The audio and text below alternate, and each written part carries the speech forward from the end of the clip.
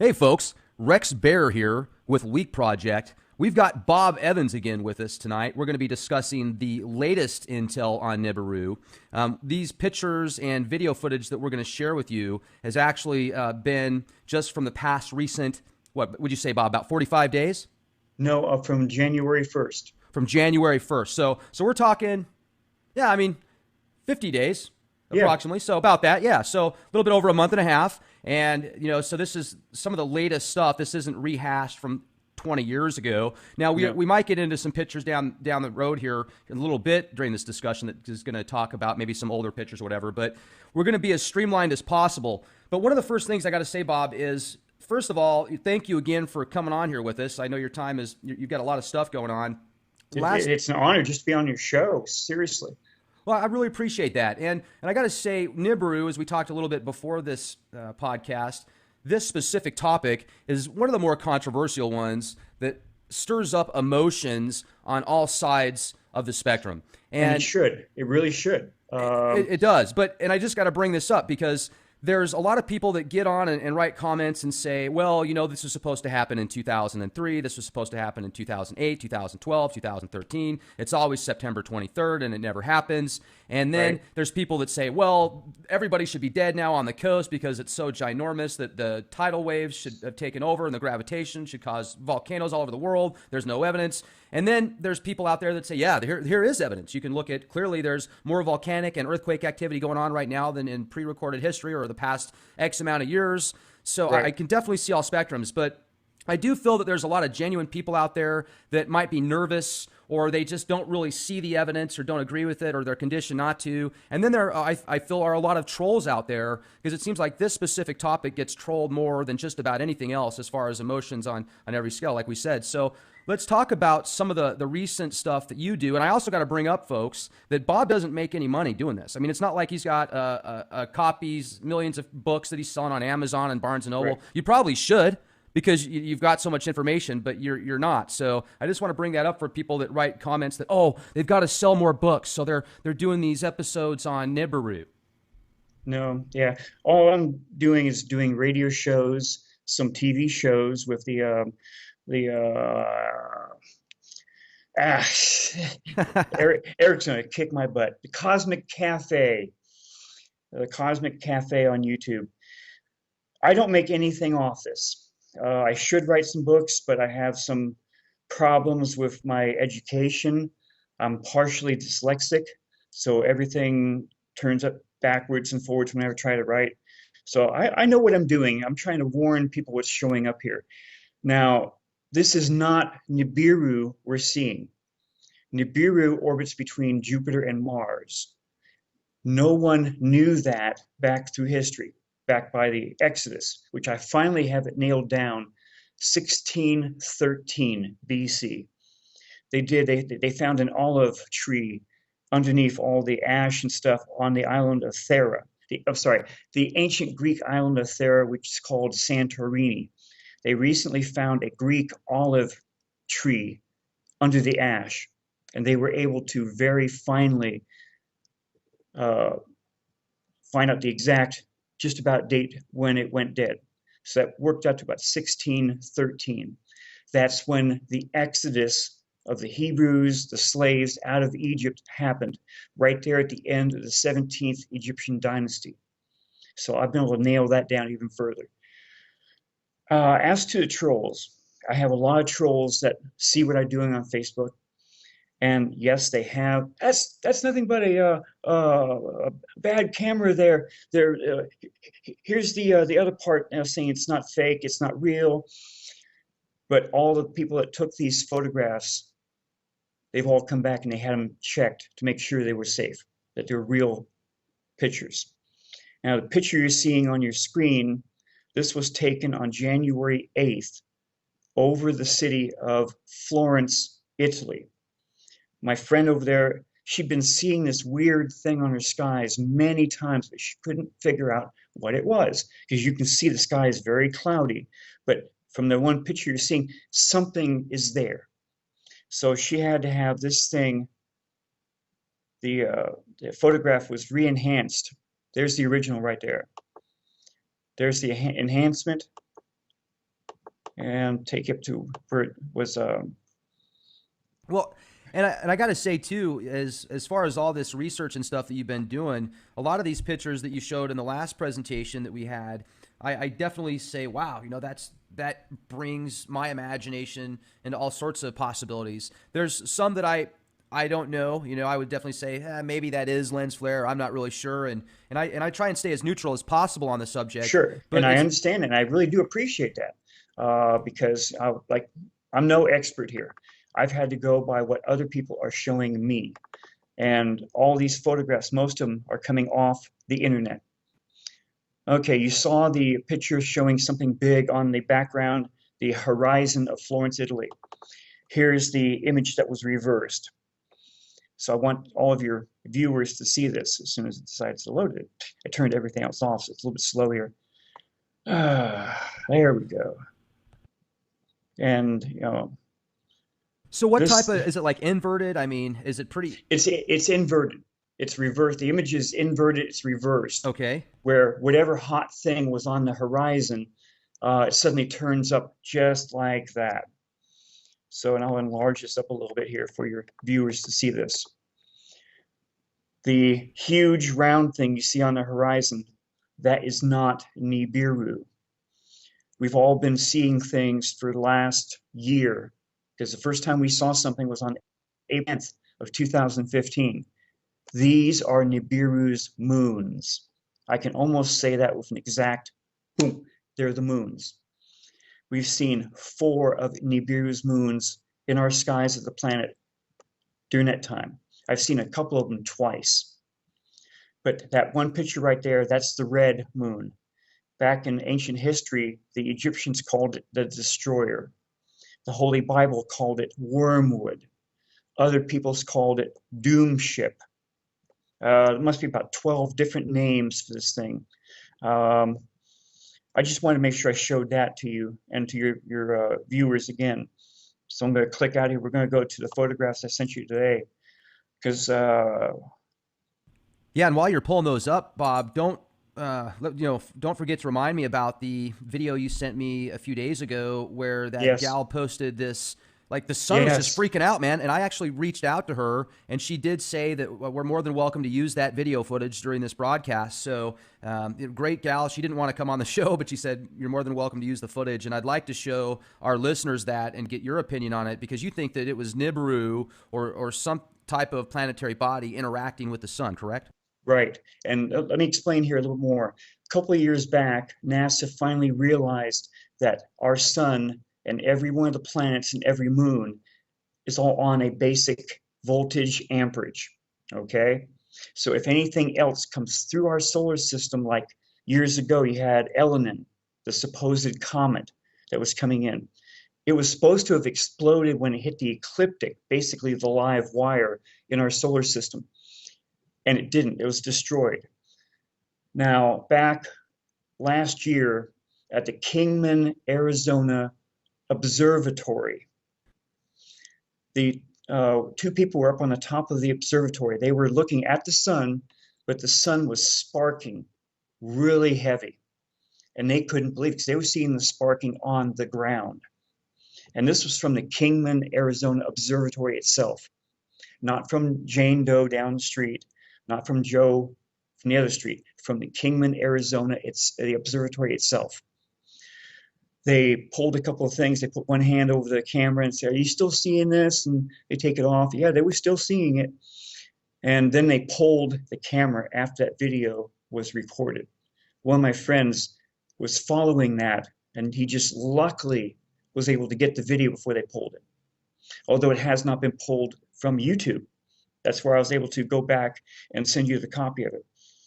Now, what happened about almost a week ago now, a friend of mine, she was looking out her window and she couldn't believe what she was seeing. So she went outside with her video camera and she videotaped the exact same thing. Our sun does this every time something of a big mass that has its own voltage regulate amperage because it's from a different system. And our sun they've been trying to keep it quiet. They meaning the ETs. Now, I'm not trying to bullshit anyone here. The Can we pull that ET, video up while we're talking about this? I don't have the video with me right now. Maybe you can play it on your Okay, side. I'll send. Let me send it to you, and you just click play on it, and we'll pull it up that way. Perfect. Okay, sure. And just go ahead and please continue. I'll do that in the background. Yeah. Um, about 10 years ago, the ETs placed huge space probes all around our sun. They know our sun sends energy out to each one of the planets, basically in what is called a hyperbole. It goes from the sun to each planet, from each planet out to its moons. So they know we are on a voltage amperage system. They put these huge space probes all around our sun to calm down our sun so it wouldn't interact as much as it did the last time Nibiru came through, which was during the Exodus of 1613 BC. An ancient Egyptian scribe named Ippawar detailed the entire account of the Exodus. And he used his own terms, meaning slaves and whatever. And during his account, he said volcanic ash was falling all around Egypt. Looking back, searching back, the only volcano that was erupting during that time was the ancient island of Thera. It blew itself basically apart. It's now called Santorini. So while this thing was in our skies, the Egyptian called it the destroyer. And it caused the volcano of the Thera to explode, almost blowing the entire island apart. So I have those two things nailed down for its last visit. Okay. Yeah, And also, I did just want to let you know that when you're ready to go on the video, I did send it to you so we can pull that up. And yeah, I see that. okay, Yes. great. Hold on, let me grab that real fast. Okay. I mean, that's just incredible the way you can see it. It's just like almost, this weird grid electric system. It's fascinating. Yeah. Okay. Well, I'm trying to find out where I can see it so I can pull it up on here now. Let's see. Here, it's just on the very bottom there. You can just double click that, and then Let's see. Because when I've got this thing like this, I can't see the rest of my screen. You probably can on your side, but I can't. Let's see if I can find it. I don't want to keep holding you back or whatever there. Starships around the sun up there. Okay, I don't know where it's at. it's just right Hopefully, there at the very bottom. So, yeah, the sun is freaking out. Just hit the play button there. It looks like it's just right on the bottom of your screen. I can to the right a little bit more. to the right. That's Right I more. don't right Huh. over here. Up. Oh, Yep. there Yeah. it is. Yes. There we go. Bingo. So that was the video told- you sent me, and then Yes. I watched it, and I was just like, wow. I mean, that you could tell something's going on, and Right. it's very strange anomaly there. So I just wanted you to play that and discuss what you kind of connected the dots on that with. That was incredible. I'm trying to make it play, but I'm just waiting for it to do whatever it's going to do. Huh. The thing that got me going was I had the same type of sparking from the sun. She's on the ground and she's looking up and she can see the sun up in the sky above her and she can see the sparking coming off the sun, which is exactly the same thing shown in the other video from Kingman, Arizona. And our sun doesn't do this unless it's interacting with something else. So we have 4 of Nibiru's moons really in close near the Earth. Bad problem is the Earth is rotating right towards, okay, I think that's pulling up the video. Well, while it's doing that, yeah, I mean, it's just so, and also your website, starshipsaroundthesun.com, you've got some Yes, really cool footage and pictures of anomalies that look like gigantic spaceships that are harnessing, like sucking in energy from the sun, almost like a vortex type tunnel. So, and yeah, maybe I'm wondering if something of that nature would also cause the sun to freak out like that, or if it would. no. From when I talked to, I was at UFOCon 213 with Lorian Fenton. Fenton, yeah. Yeah, she was in charge of it. After that thing, I talked to many people that were there, and they said, "Do you realize how big that thing is?" I said, "No, I had no way of knowing. It's about the size of our planet." And NASA has been recording these things coming out. Well, okay, from 1998 until sometime in 2011, those ships, they look like a huge winged bird type thing. They would fly towards the sun when they were leaving, and they would come around the sun as they were coming into our system. And then they'd go pink, where you couldn't see them anymore. Everyone thought they have cloaking devices. They wouldn't work until they came out of subspace or warp drive, and then they had to engage them. Then suddenly they disappeared. In what is that? 2005, the uh, an ultra camera on the SOHO satellite EIT 304, the extreme ultraviolet camera 304. It caught it coming down the left-hand side of our solar system, and there was just no way. They didn't erase it. I'm trying to find those pictures again. What did I do with them? Let's see. I gotta go up there. I gotta do the share screen again.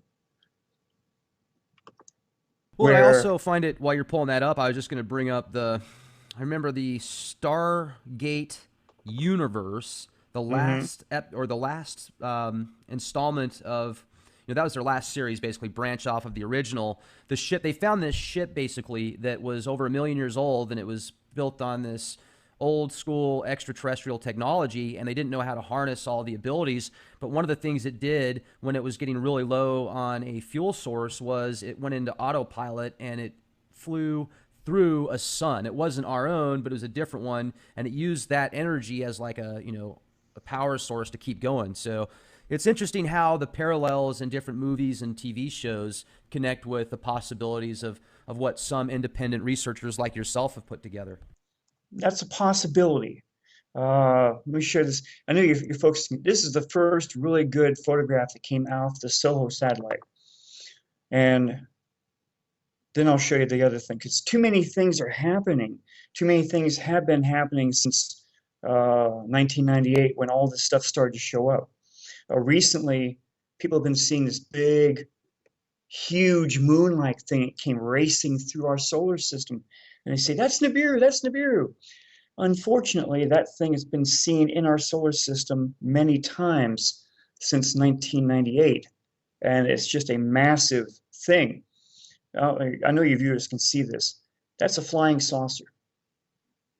This right here is the sun. They put this disk onto before the camera, so that's blocking off the sun. This was what, 11. So that's November 21st, 1998. That's a huge flying, and the flying saucer it came right at the solar satellite. It just barely missed it. So they've been catching a lot of nice stuff. Now here's that huge thing I'm talking about that was just recently seen again. This thing has come racing through our solar system. It's under intelligent control. There's no ifs, ands, doubts about that, because this thing just comes racing through, and it's about the size of Jupiter. And NASA knows about this. They've been trying to erase the images from their webpage. This thing wants to take a little bit of time to. There we go. Just look at that thing. 1999. It won't let me enlarge it too much. That's a huge ball. And it's going at quite a good speed. Remember, this is our sun right here. I have no idea what the heck that thing is. This is the one that came through the other day. February 16th, 216. This thing, I have many pictures where it's making fast turns. I mean, it's not like something that's just racing through like a comet or something. This thing makes turns. It's intelligently controlled. What it is, I have no idea. Wait for the thing to come back up again. Here we go. This blew everyone away last week. Yeah, look at that, man. Wow. You see, it's making a fast turn. A regular asteroid does not do that. I'm sorry. It's a giant Cylon. It's about the size of Jupiter, and it has been recorded several times. since 1999. And so where's that? That's right by the sun, huh? It races through several times. It's raced through right past our sun, went somewhere. Other times it's come in from a different angle, like you're seeing here. It makes a complete loop around the sun and shoots back out. And This thing is intelligently controlled. okay, so and where again exactly is that picture taken? This is off the SOHO satellite. The SOHO webpage. I don't have it right now. I have the links that go to it. It's the SOHO real-time data. So you go on there and it'll ask you which one of the cameras. It's like about 10 cameras. You'll click on it, and then you'll click on the image type thing. And then over here onto the right, it says dates from and to. Like you'll have to put down 2016 space 02 space 14, and then click search. And then you'll have everything from that day on the screen, slowly going from 24 hours back down to 0 hours. So you have to go through each and every one of these things on there. Now, I went on to the SOHO data, and they had pulled this entire thing from the 14th of February. I searched it the day before, the day after, it was pulled. So as soon as they knew the video was being put up on Facebook, they pulled it. Yeah, that's incredible. I mean, it looks like the it looks like the talisman that Indiana Jones found in Raiders of the Lost Ark that he attached to the staff in that one scene where he goes Right. down and the light hits it and everything shines and wow, And that's it pretty goes cool, right. man. Yeah, it went right to that where the thing would be hidden underneath, and they found it underneath. This But thing's just about a quadrillion times the size of that. So you're saying this is about the size of Jupiter, and this is going to be an ignorant question here, Bob. So, like the SOHO cameras, are they basically always? I'm pretty sure that I know the answer to this, but they're always facing the sun, right? I mean, that's so right. basically that in the center of that's the sun, and it's in the center of the picture that we can't really see. And then what that thing's doing is it looks like it's coming towards the sun, and then it's going to loop around it and bounce off somewhere else. Well, sometimes it looped around it, sometimes it just went right past it. Here's another good image right here. Now, are there other types of? Is this just picked up in a certain light spectrum, or is it? Can you see it with the naked eye as well? I'm not sure. There's two cameras that I've been mostly following. One gives a bluish type of new video message. I want to I get think that I up on wonder the if that's the screen. one that I sent you a few minutes ago that It finally might have uploaded. been. Oh, okay. Well, we can look at that later. That's fine. Yeah. Unfortunately, I have an older computer. It has only I just 3 picked up gigs on of that, Bob. memory. Yeah, it took like half an hour. Okay, here we go. So there's that same thing. You can see it's looping in Oh this yeah, look at that. Now, how old one is this image. picture? Hold on, let me go back to it. That one is 2003. Ah, so the same thing from 11 years or 13 years ago. It's been from 1999, 2003, all the way up to 2013. I stopped following it after. You see, Well, that one you NASA just showed us was from just recently. I mean, that was from was 2000. Just a 19. Well, the most recent one was 2016. yeah, it looks So just like that one. it's been seen several times between 1999 and 2016. This one image here, I'm trying to pull this up, is from 2003. And it doesn't seem to want to do it. Murphy's Law. Yeah, Murphy's an optimist for sure. We're gonna have to get you a faster computer.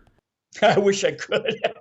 Man, I mean, I'll tell you, with now you go to Best Buy, spend a couple $100, we'll get you something that can actually upload a picture faster than 35 seconds to upload 2 Yeah, megabytes here. It's too bad, but I appreciate you really doing is. this with us. It looks like it'll get here eventually, so we'll just keep talking while it's pulling up. That's no big deal. Oh, yeah. So this thing, whatever it is, it comes through our solar system. Here we go. It comes through our solar system every once in a while. I think it was about 5 or 6 different times between 1999 and 2013. NASA decided, we don't want you having these things posted anymore, Bob, so we're going to screw up your computer. So what they did was they pulled down the NASA SOHO real-time data for about a week. No one from Hawaii over to England could access real-time data. because I had people all looking at it and they couldn't see it. And Bobby, it wasn't right. So I went right back to the original page when it said it was off.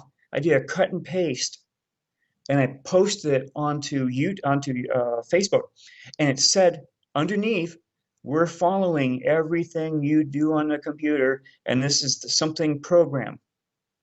Really, no bleep. Very clearly, they were following everything I typed into the computer. What was the program? Uh, it was some kind of weird sounding program. And unfortunately, I have forgotten what it was. See, I've had two desktop computers with, they were wiped out completely with the BIOS. I've had 15 laptop hard drives go bad with viruses. Luckily, I burn everything onto DVDs. That's where I've been able to keep all this stuff. So they haven't destroyed my computer yet. Okay, this is the big thing. You've been seeing all those pictures of this huge thing that's coming through, and no one, because you've seen a lot of the photographs right here, no one could figure out what the heck it was until this thing here was caught on, let's see, December 11th, 2005. And I got that thing right there. I got to kick that off again. It's going to show, this is an unenhanced photograph showing our sun. As soon as it decides to post it. There we go. And here's this thing right here. There, right? Nice. See, it's leaving a trail behind it. Yeah. I call it drive plasma. You know, I'm taking everything from Star Trek or from Well, why not? Gene Roddenberry supposedly got a lot of that, I guess, Babylon 5. information from the Thule Society, where they did summoning seances and stuff, when they were supposedly interacting with interdimensional entities. So who knows? And here's the enhanced version showing the thing enlarged up. See, the Zoroastrian religion, which still exists. There's a place here in San Francisco that, but you have to be born into it. You can't just walk in. And the Zoroastrian religion said that they were contacted thousands of years ago. It's still over in what's now Iran, but they started carving these huge wall carvings, must be about 20 feet wide, showing that same basic design right there. Looks like a bird with outstretched wings. You can see the drive plasma right there. It's a very, very clear design. Zoroastrian said that this one god came to them and told them to start the religion. There we go, nice and clear. So you got that basic design right there. They've carved that same basic design, but they also have two rods coming down underneath with round balls at the end. So it's not birds' feet that they were carving. They were carving a flying machine. And they have Enki, the Anunnaki brother, Enki, standing right in front of it. I'm going to get you that. So you can clearly see what that looks like right there. Okay, photographs. I'm still getting used to this. It kind of blew me away at first. I've never used that type of stuff before. You know, that's incredible Okay, because it does look a lot like what you're saying there. hold on, That's from hold 10 years on, ago. hold on. There they are. This is what the Zoroastrian religion carved on their temples in Iran. Now, the very earliest ones did have birds' legs on them, but at some point they changed that to this image. Yeah, wait for it to clean up. There's the basic wings right there, left and right. Then there's this thing right here, which doesn't really make any sense. There's Enki. That's the end of his robes right there. Not bird's wings, his robes. There's the landing gear right there. That's not bird's claws or bird's feet. That's landing gear. No ifs, ands, or buts. So he's standing in front of a flying machine. Now let me take you to another thing here really quick. Now, So while this is pulling up, do you think that that other picture we were just looking at of that enormous Jupiter-sized circular object, do you think that that is being controlled by the Anunnaki as well? Or, I mean, do you think that that's some type of, dimensional jumper even above that, or what? that thing is just tremendous in size. There's no way around it. It's a starship. The ship comes into our system. It puts on a cloaking device, probably stays at some point above our planet, and it sends down shuttlecraft. That's what we have the UFOs. There's just no other way to even try to be nice about it. I'm sorry. Have you heard of Daryl Sims? I think I have, yes. Okay, well, the reason I'm asking is because Daryl Sims used to work for the CIA, and now he calls Okay. himself an alien hunter because he's actually been abducted multiple times, he claims, and he also says that his son has been abducted, and they've been, pulled out microchips from their bodies, Mm-hmm. and he's also a master hypnotherapist now, so he helps people that have been abducted, and he has certain protocols that he goes through to find out if somebody's being legit or making it up. And he wouldn't give us all the data, obviously, for certain reasons For because whatever reason, because he sure. needs to keep it to himself. But he thinks that these abduction cases and what many people call extraterrestrials are actually clones, and they have no Right. belly buttons. And he talks about how there's different models. He says, you've got the reptilians, you've got the grays, there's different levels of grays. Some are soldier like, some are more of a Sure. doctor like, but he says they're all cloned. And he says they're cloned. I asked him where does this happen? He says there's this ginormous spaceship that they have pictures of, and that's where it all happens. And then I think he also kind of has a, don't quote me on this part, but I think he also feels that it's almost like the Nephilim or maybe the fallen angels that are talked about in the Bible might be the ones kind of at the levels even above these clones that they're making. But he wouldn't give too much detail on that. I'm Sure. wondering if you kind of feel the same way, or if you feel that these are from more of a just not really quite as what the biblical reference is of the Watchers or the Nephilim. Well, they could be clones. They could just be robots like Data from Star Trek, which had a certain type of really fast-moving brain. Um, I don't really know. Everything we've been coming up with recently, you can use your mind. God, these things can have warp drive. They have teleport. They have transporters. They have God knows what. So I think that they do have things down here on the planet. They're watching us. Are we ready for the next level of stuff? Should we have first contact? I can't honestly tell you. I can only tell you what I think. I know, I think I know that we have been invited. We've been talking to them for a long time. Our governments have kept it quiet because they don't want us to have the same problem we did with the War of the Worlds with what's his name, that one actor back about 1938. Right. They freaked out then. And then a couple of years later, they did it down in Central America. They freaked out and they decided to make them pay for it. So they burned the station to the ground, killing all the people inside. So who knows? This picture you're looking at, this is a still from the movie that should have been out in 2006. It was called One Anunnaki. It was put out by a filmmaker named John Gress. He filmed it. It was all set to go to the theaters, and then they pulled it. They completely pulled it. Who pulled It's it? hard. John Gress has never really said who pulled it, but it was pulled. It was taken out of his hands and pulled. So you know him?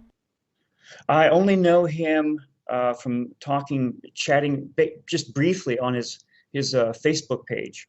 If you go on to YouTube, you put in One Anunnaki, Annuki,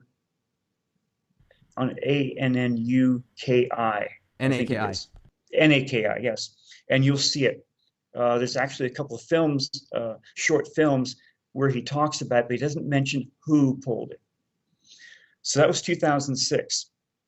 NASA had all the images found that they took of the dwarf star around our solar system and called it Nemesis. And that's where the leaked information started coming out. So they knew the Anunnaki were going to be here real soon. Probably the Anunnaki might have sent their people down, said, to remove all the ancient stuff. I don't know.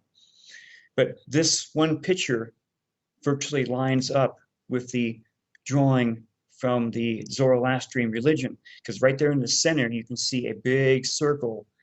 And that drawing on the wall has that same big circle where the Anunnaki Enki standing right in front of it. This is how John Gress depicted those things flying over the earth. Oh, and let me ask you too, as far as the Anunnaki goes, because the Sumerian tablets do have a lot of different, I guess you could say, different pictures and petroglyph type stuff that show what they look like, and some of them have different, they're kind of like three different creatures in one. So do you think if they are going to make contact with us now, they're actually going to they're going to look the same, or do you think that they're going to put something together that looks just like, the average person? They might have actually looked like that. So it's a good possibility. I've seen other drawings where they look like a reptilian looking person in front of what is a human. So until we actually meet them, which I think is going to be really soon, I have really no idea of how it's going to happen. This is actually from the movie showing, this is the part from the movie gallery of it. You can see the huge ship right there underground. And the Phoenix lights come to mind. Possibly, yes. The Anunnaki on all those carvings, they usually stayed with one basic carving. But one of my friends a while back, he shifted the picture on his webpage, and this is what he put on his page. And I said, what the? Because I just gotten back with my wife from the island of Malta over in the Mediterranean. And I see the Maltese cross all over the place. And after a while, you can't even stop thinking about it. But this one carving, very few people have ever shown. He never told me where he got it from. Nice Anunnaki. Okay, he's pointing to something. But what's this right around his chest? He has a chain. None of the other Anunnaki had chains. And it's an 8-pointed star. I had to research that. The Templars and the Hospitallers, you never hear about the Hospitallers. They were ordered by their Pope in 1180 to put the mark of Cain on their robes and on their shields. The the Templars went on to create the Rosicrucians, the Illuminati, and the Freemasons.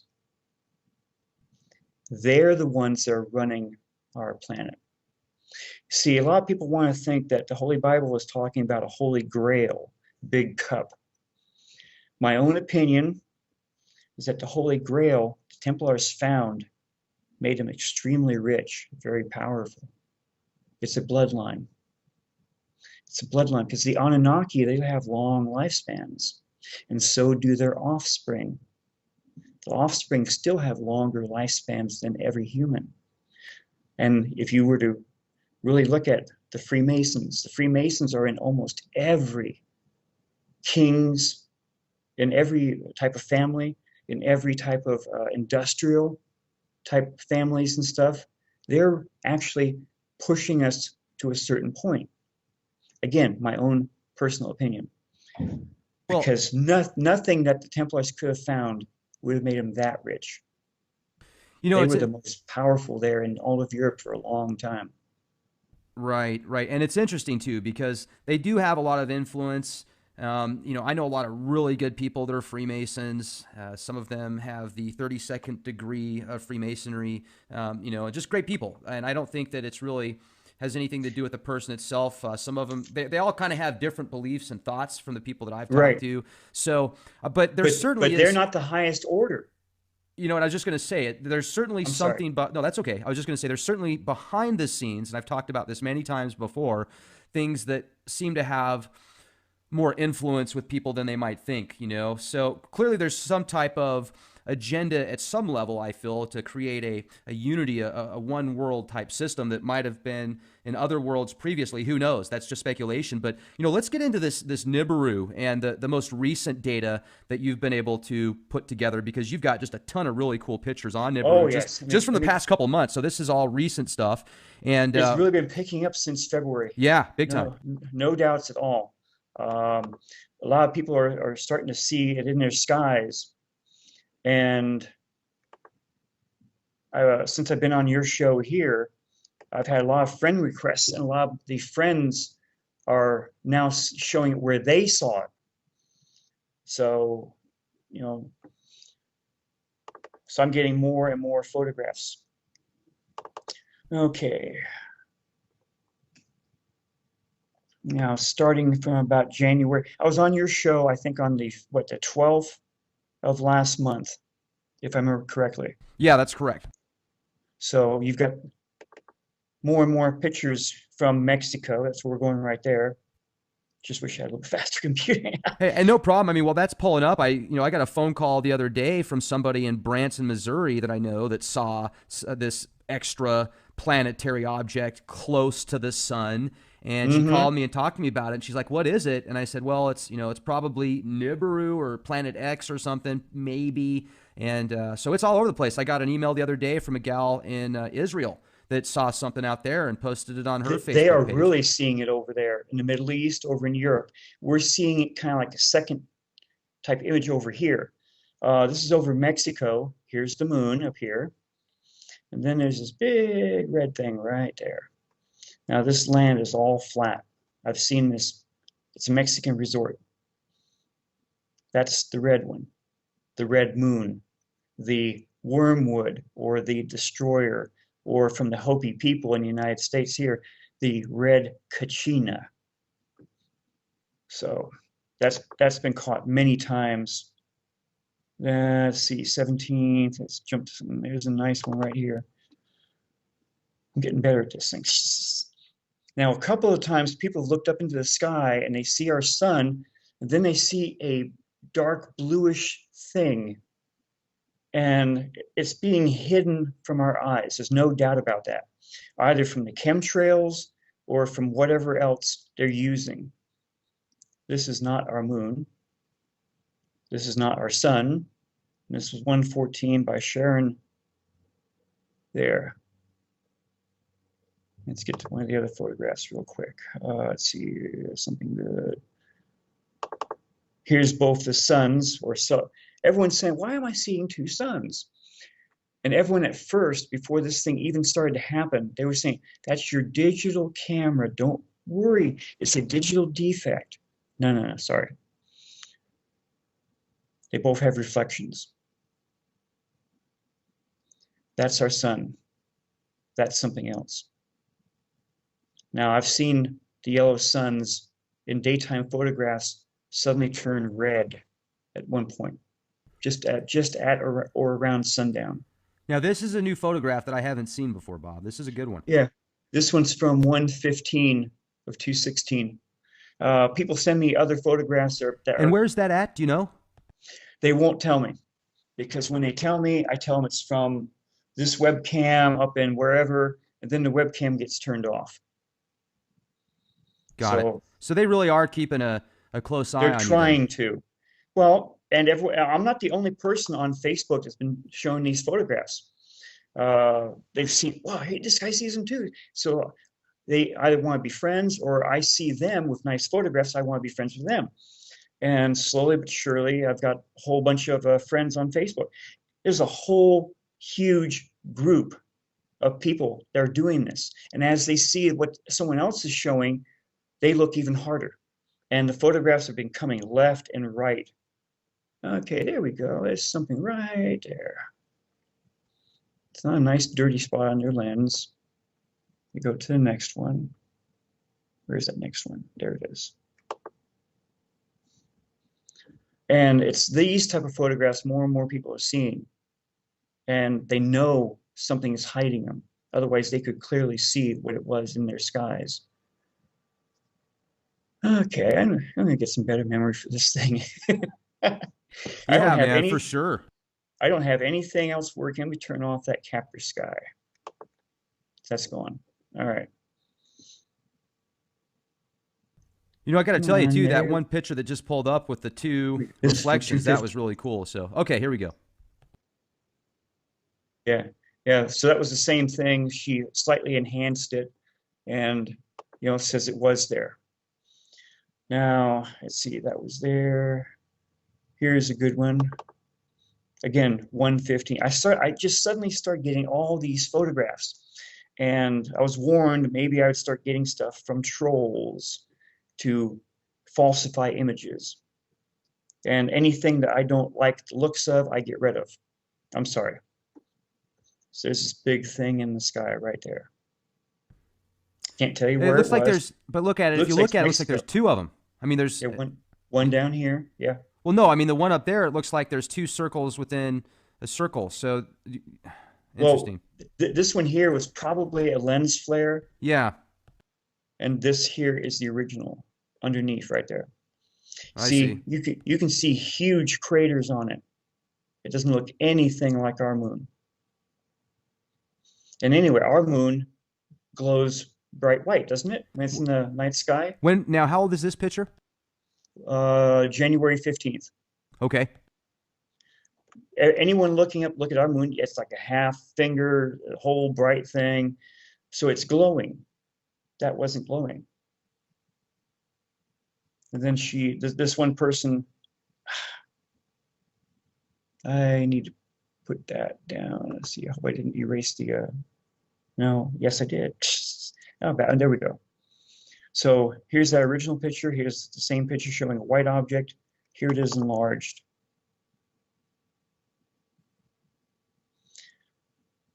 Let's see, George Knapp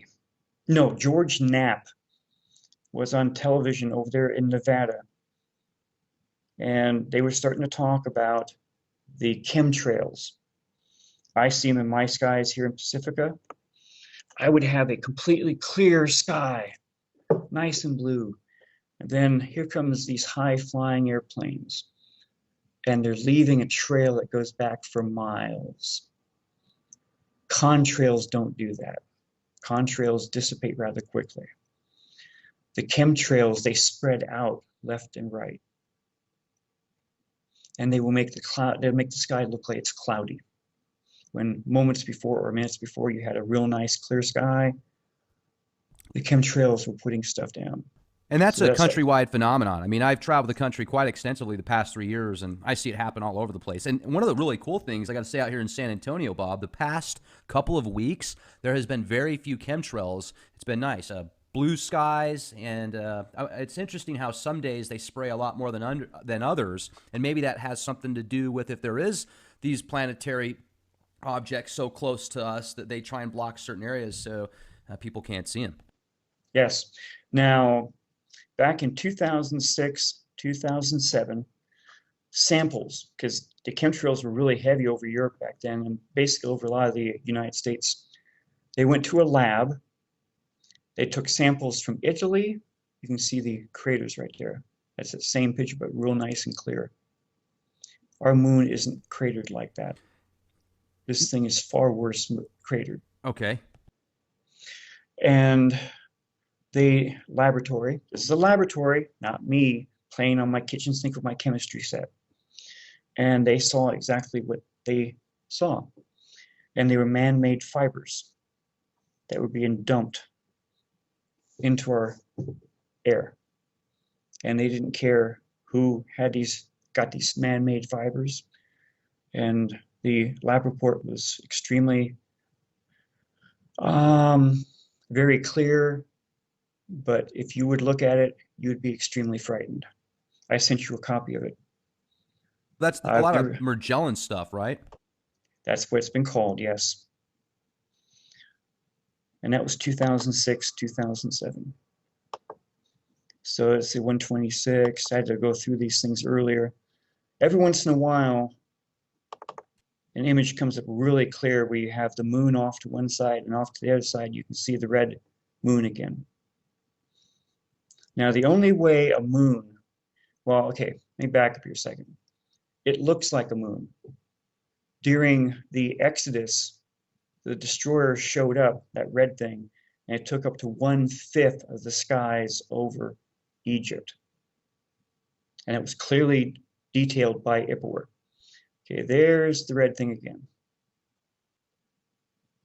That's the one we have to watch out for. That thing is probably planet-sized, and it probably has a very heavy gravitational electromagnetic pull to it. That's why when we get too close to it, it causes a pole shift, an Earth crust displacement, which is only a theory. There's our moon right there, and there's the other thing. I do not think we're seeing Nibiru itself. Nibiru orbits between Jupiter and Mars. If it's the same size as Jupiter or slightly larger, it'd be a bigger pinprick light in the sky. It wouldn't show up as that. So logic says we're looking at moons, Well, not and the planet itself. some people say, hey, there's thousands of telescopes out there. You have tens of thousands of amateurs that are always constantly looking in the skies for incredible anomalies. So how come And why are they don't they see them? not talking about it? Right. And a lot of your listeners probably also know about a great number of amateur astronomers and astronomers all dying quickly. There's a very long list. Do you remember in the movie 2012?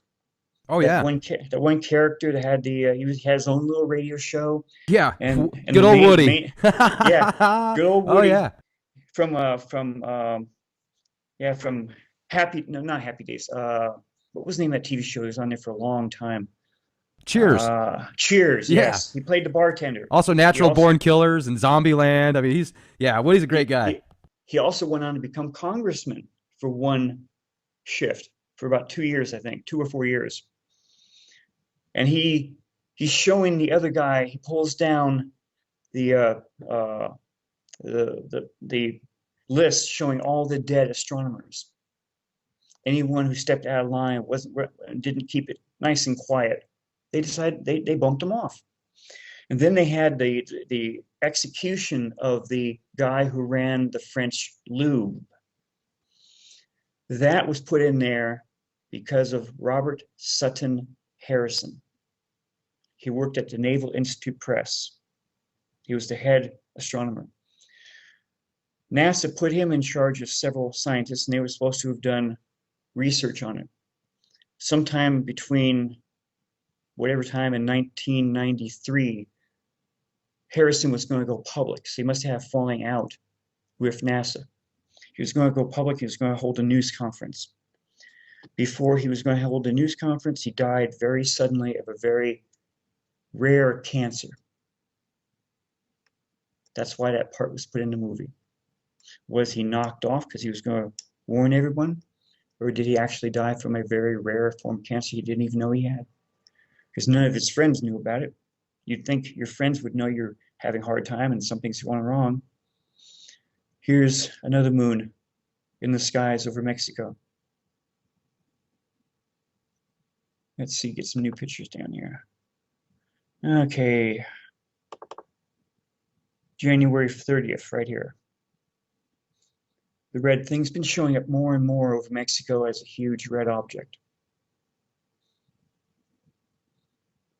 So they're seeing it down there. Why haven't they been calling their people?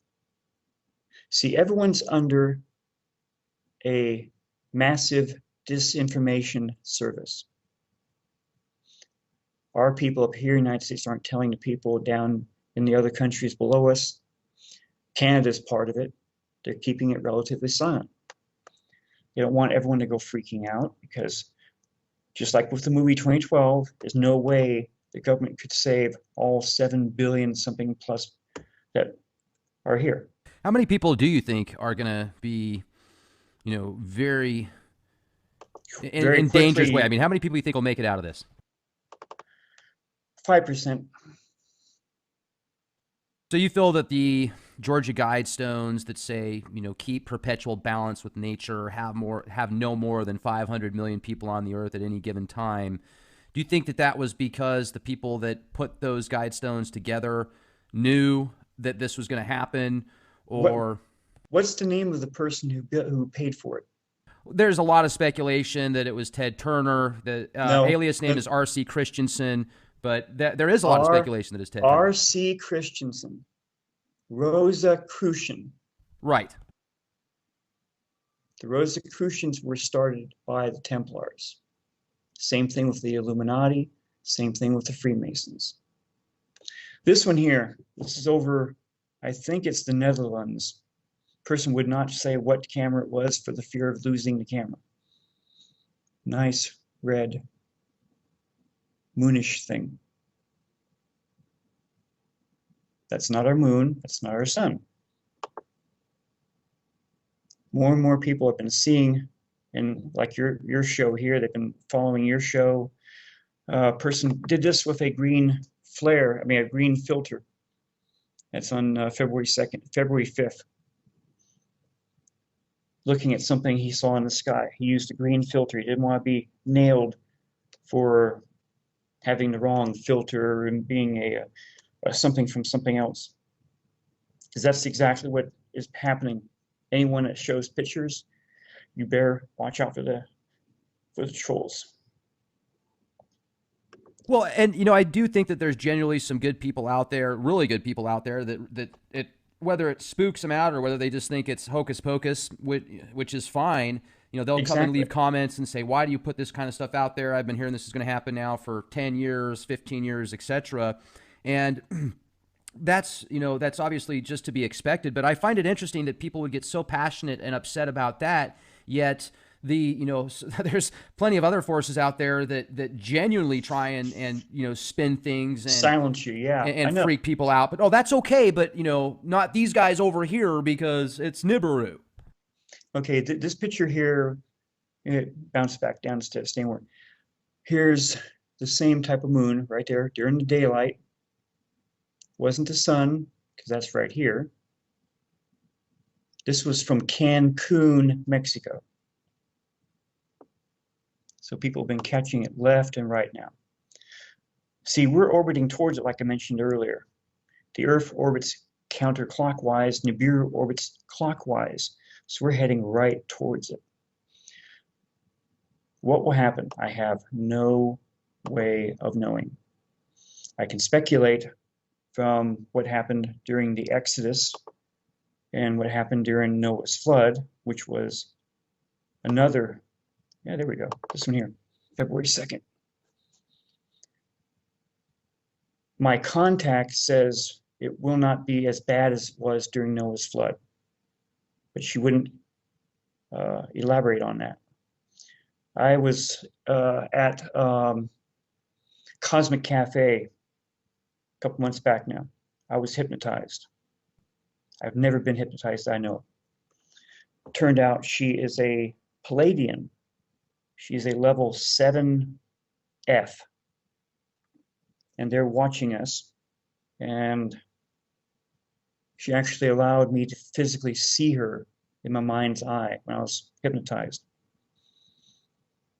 I haven't seen the show. When you said that you were actually able to see her, she wouldn't let me get close to her. She kept me at a distance.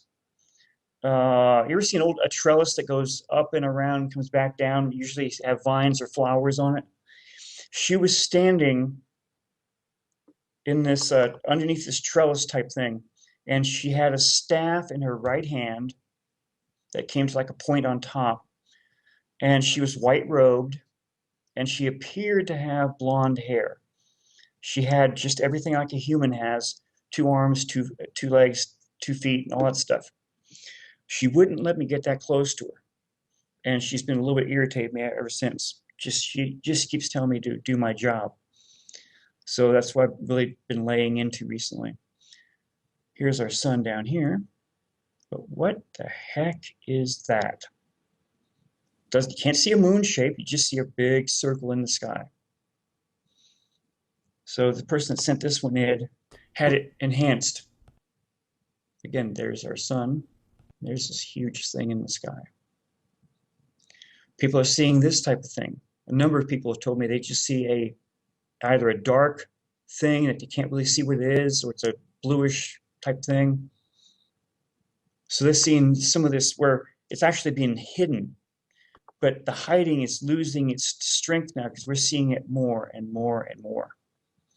And that's going to happen because we're orbiting right towards it. At some point, I am told sometime between April, May, and June, it'll be very clear in the skies and everyone around the planet will see it. No ifs, ands, or buts. Now, what do you think is going to happen when chaos really starts to set in? When people freak out, realize, hey, there's this giant planet coming our way. What everybody said that we thought was conspiracy theory it's coming into fruition. What's going to happen? Now, years ago, basically from 2010 until well after 2013, every US government agency was buying up massive amounts of guns and ammunition, even the post office. We have what's called FEMA camps all across the United States. Recently, it's been shown that there might be some FEMA camps up in Canada and down in Mexico. When the population starts to go nuts, guess where they're going to wind up? Many dreams before President Obama became president talked about the hiding times, where everyone was hiding from the black helicopters after a massive wave washed over and destroyed almost everything. They said there was a black US president, and there wasn't no black US president yet. He wasn't even running for office. They called it the hiding times. Anyone who was picked up by the helicopters were put into FEMA camps, and they were made to work.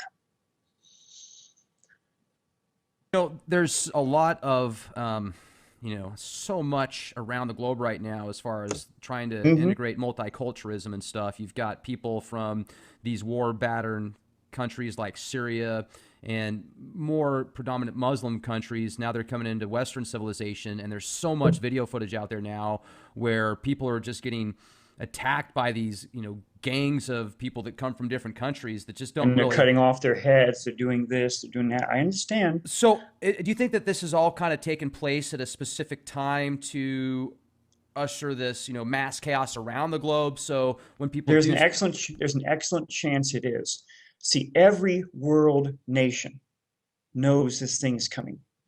They've all built their deep underground military bunkers, which was exactly put in the movie Deep Impact, with Morgan Freeman being the black US president, outing the fact that the United States had several deep underground military bases, the DUMBs, and they could only hold 2,000 people each, and that each country had them. Everyone else on the surface, you're out of luck, buddy. You better find a way to survive. Now, this photograph in front of you is from February 11th. My friend Dawn Hull up in the state of Washington, she has a very expensive camera. It can take photographs and film in infrared. And she's been capturing these huge red things in her skies during the early morning. That's 9 a.m. Infrared cameras pick up heat, and they pick up a huge circle showing something with lots of heat is being seen in her skies. That's not our sun. She has numerous pictures like this. I think, and this is my own opinion, that when the dust settles, when they pop up out of their underground bases, assuming they survive, all the people that are in the camps, they're going to be made to work. They're going to be made to work for the food. It's going to be like a Hunger Games type society. Work for they're going to be people rebuilding. Exactly. And all these dreams showed that we had a different flag than the United States. Dreams and prophecies have a bad hand of coming out together sometimes. There's that same moon, you can see from the huge craters in it that was seen over Mexico, just massive craters all around it. Now, some of these photographs were taken by people looking out their cars with their cameras real fast. So, they're not the best photographs. Let's see here. I already showed you. I got moved around a little bit. Now that lab report shows pictures of all the fibers that were being picked out of people's skin, picked out of other different things. I'm not sure you want me to post that, but I will if you want me to. Yeah, absolutely. And also show us that document that you sent me from the Norwegian congressman, I'm sorry, not Norwegian congressman, but a Norwegian politician that was talking about Nibiru. Exactly. This photograph here came directly. Now, I have no idea how it came directly from, but it was leaked this last week. I could only put down the date that was on when I got it. So it was 2/16. Up here in this corner, you can see IRIS, the IRIS satellite. And it shows the date it was taken. October 21st, 2003. Yep. I was always told that the IRIS spacecraft, the space probe, now that's exactly the first infrared satellite that NASA put up sometime in '82. It saw something that was between 4 and 8 times the size of our planet out beyond Pluto. NASA debunked the original news outlet and pulled it back, saying it never happened. I'd also heard years later that the satellite was bumped and sent into the sun because it lost all of its nitrogen, which allows the cameras to keep working. But this image right here shows it was still working as of 2003.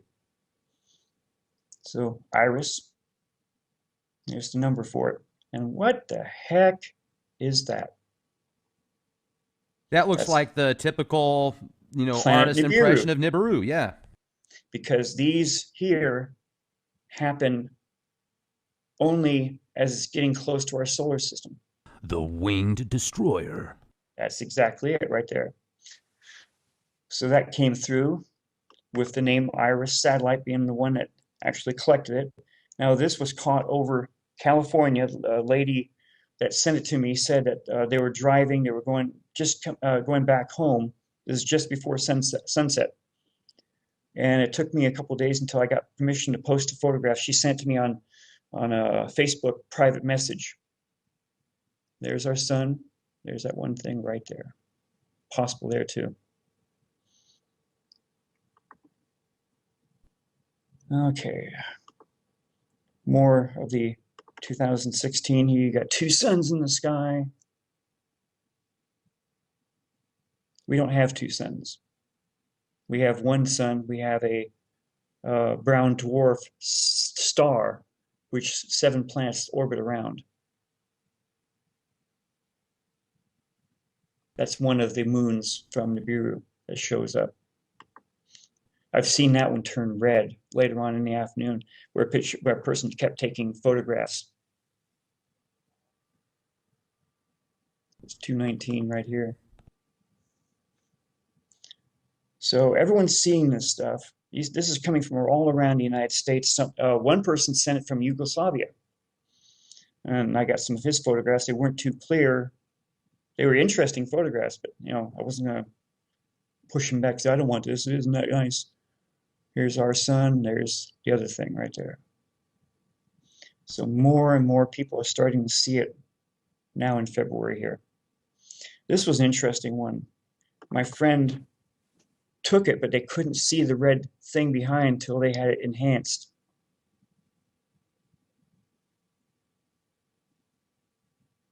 She saw this in her sky right after, just after sundown. And she almost didn't catch it. She almost threw it away. Big red thing. So she had it enhanced. Where's that stupid button?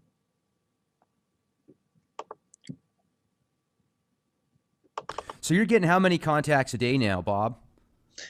Over 1,000 emails. Most of the emails, they've got stuff I've already seen on on Facebook. Some have photographs I can take right off the email because they emailed me a picture. Yeah, I know you're curious about I'm going to get to that real quick. I know it's getting late. It I'll tell wants you, to be next show we nice. do, Bob, we're getting you another laptop, man. We're gonna get you something that's just a little bit faster. And yeah, so have they been kind of, I got to tell you though, with all this information that's been out there, even though there are so many trolls and naysayers and skeptics and everybody else and people that have been pro Nibiru. When I say pro Nibiru, just meaning yeah, they definitely think it's there. I wonder if the government's like, yeah, we want people like Bob out there now because there's got to be some way people can be warned without really being warned. Right. You're like Woody in 2012 that's saying, "Wake up, people! There's something going on here. Just look out up in the skies and you'll see it." And people are like, "Well, And I got to get to that's what I'm work." And trying to do. Oh, let's see what's going on there. I don't know what happened there. Hmm. as we Oh, talked, the government just pulled up and said, "You must not." yeah, I can't get this one to. Yeah, I can right there. Pull that down. There we go. Duh. Okay, There this it is a is. letter from a Norwegian politician. He was a high-ranking engineer and he turned politician. He didn't put any date on here, but I've always been told that the DUMBs were starting to be built in the 1980s. So let's see, move that down there. This guy started the uh, Project Camelot. And on this one thing, there's a nice little thing right there. It says click here. There's a nice little audio. You can listen about 30 minutes. And there's actually two parts. We can click there for additional confirmation, which goes to a different page. And that's the page right there. And he tells really, really quickly in here that, they're building this stuff. And he makes it very clear. Difficult things happen in the year 2008 on up. 2008 is when we first got the NASA images leaked. And he says very clearly here, Planet X is coming, and Norway has begun with storage of food and seeds. The small Vard area in the Arctic North, that's where the Doomsday Seed Vault, 60 Minutes caught on to it years ago. Small Vard Island, that's where they first started out putting every known plant, tree, everything from around the planet. They started off there. And then they went around at every country around the planet, did the same thing. The largest seed vault in the United States is up near Denver. All these seeds have to be taken down to zero, where they're totally frozen. Now, some of the seeds they have to replace every once in a while with new seeds. Other ones they don't have to. Everything you eat off a tree, they have in these seed vaults. Why did they do that? The last time the destroyer came through was during the Exodus. It rained down fire that destroyed and burned every crop, field, vine that was in Egypt. The people were starving. They had to find out where the new growing seasons were because it caused the earth to tip over. That's how Ipperwood described it. He said the stars in the skies all went to new positions. The sun and the moon had new positions where they rose and where they set. And the growing seasons were thrown out of whack. When they tried to put things back into the ground to try and grow them, they rotted in the soil until they found the new growing seasons. That, my friends, is a pole shift. That's the exact same thing that Pope John Paul II warned about in 1980 over in Germany. And you've seen one movie after another, after another, after another. The people that are going to be left on the surface and die with along the others will get no help whatsoever. The plan is that 2 million, is it 200,000? No, it says 2,000 Norwegians are going to be safe, and the rest will die. That means 2,600, 2,600,000 will perish. All the elite would be in the deep underground military bases up in Norway. Everyone on the surface that wasn't important, sorry. just like in the movie 2012. Well, heck, I remember in the movie 2012, there's that one monastery that's up, it looks like on a mountaintop over 10,000 feet, probably over 15,000 feet, and that giant tidal wave just, engulfs it and destroys it. The Chinese monk, he's on top of his monastery, and he feels the wind behind him, and he looks around, hears the water coming over the mountains. That was taken from Emperor Yao, Yahou. Not Emperor Yahoo, but Emperor Yao. You see, the first Chinese emperor, he's only the first Chinese emperor because he ordered everything destroyed and burned before him. Confucius, all this stuff was before the first Chinese emperor, but they found his writings hidden. This emperor said something came out of the constellation of Yin. It caused the oceans to top the high mountains of China, and it took them 13 years to drain the salt water from the high mountain valleys back down to the rivers. But he also had to send out 14 to find out where north, south, east, and west was again. That's a pole shift. Noah's flood was exactly the same thing. And all that was mentioned in the Kolbrin, Kolbrin. It's a very expensive book because I have the hardback. I got it from them down in Australia or New Zealand, I forgot which word. You can go to the website www.thekolbrin.com, Kolbrin.com, and you can see it and you can see how much it is. And hopefully you'll get one because it's just a fantastic amount of stuff that's in that thing. See, I was always taught when I went to Catholic school that the Pharaoh, after the Exodus, demanded to know how the god of the slaves was more powerful than all of Egypt's magic. So he ordered everyone to dig up anything about the god of the slaves. It all went into what used to be called the labyrinth. That was a big thing over in Egypt. It was 2 floors underground, 1 on the main floor. Solon, the ancient Greek person, he actually went there to the ancient Egyptian priests and found out about Atlantis. And he also heard from the ancient Egyptian priests that, you Greeks, you're just young pups, because every time this happens, everyone has to start all over learning how to read and write and keeping history. And that's why he didn't know about it. But this has happened several times before. Now, Ippelwer said the same thing. He said the Earth had been struck twice by the destroyer, and he never elaborated on what he meant by struck. He said they had seen it 3 times before, and that the land had been washed clean by the ocean twice.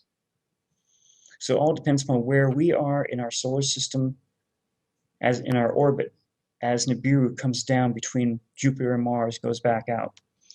Right now, Nibiru is on its way out. It's already gone around the bottom of the sun and is heading out, but we're orbiting right towards it as it's going out.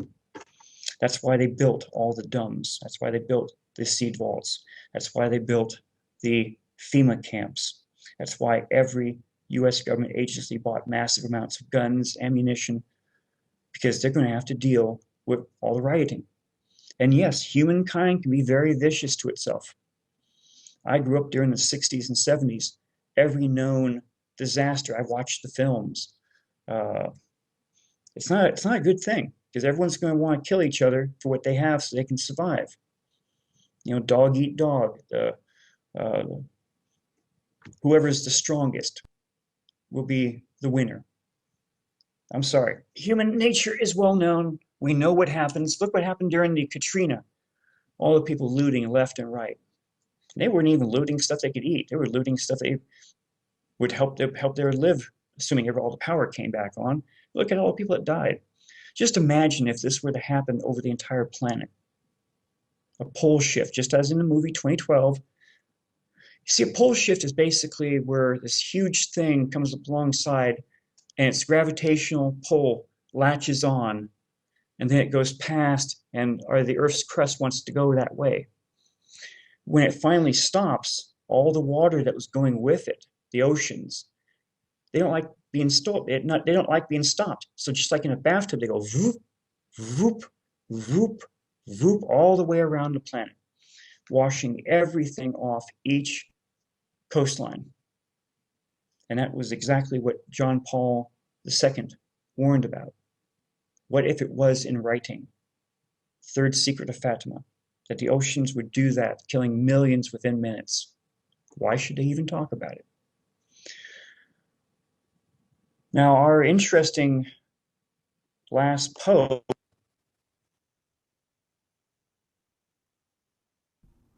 Bob, something happened there.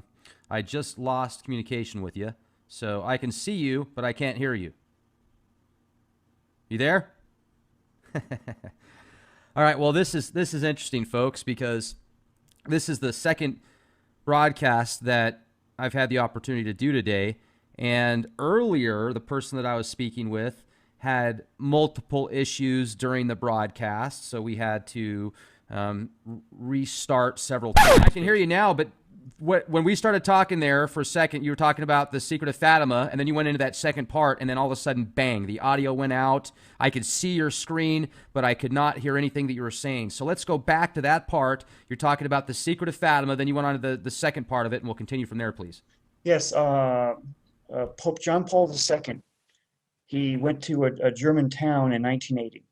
They were talking, a huge group of Catholics and one German reporter. And they kept bugging about the third secret of Fatima. He said that all the popes before him were following the same thing that he was told to do, and that was not to talk about because they want the communists to start grabbing land and having coups. But what if it was in writing? That the world's oceans would cover all the continents, killing millions within minutes. Why talk about it? So the oceans covering the continents, that's all part of pole shift. Anyone who's ever seen the movie 2012, the entire planet was shifting. And even 2012 kept it nice and quiet. When the people were on the huge Russian plane heading towards China, they suddenly were over 1,000 miles closer to China than they should have been. And they talked about this one scientist and his Earth crustal displacement type rotation. That's a theory, but numerous other authors have also gone back through the ancient history, and they've found that thousands of years ago, here's all these other accounts of the same thing happening. The Aztecs, the Mayans, the other people that said the same thing happened to them. Some of the times they said that the flood water was really super hot. It was almost scalding. That's the world's oceans.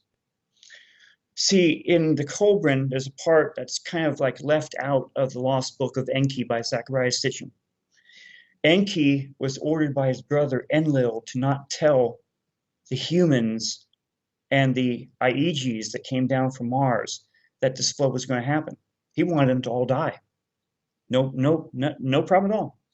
But Enki couldn't do it because Enki had also had a couple of other sons with other humans he didn't really want to talk about. And one of their names was Zaya Sudra. Zaya Sudra is a little known name, a second or third name for Noah. So Zaya Sudra, Noah, was Enki's son. That's why he lived a long time in the Bible. So Zaya Sudra got going. They built the ark in 7 days.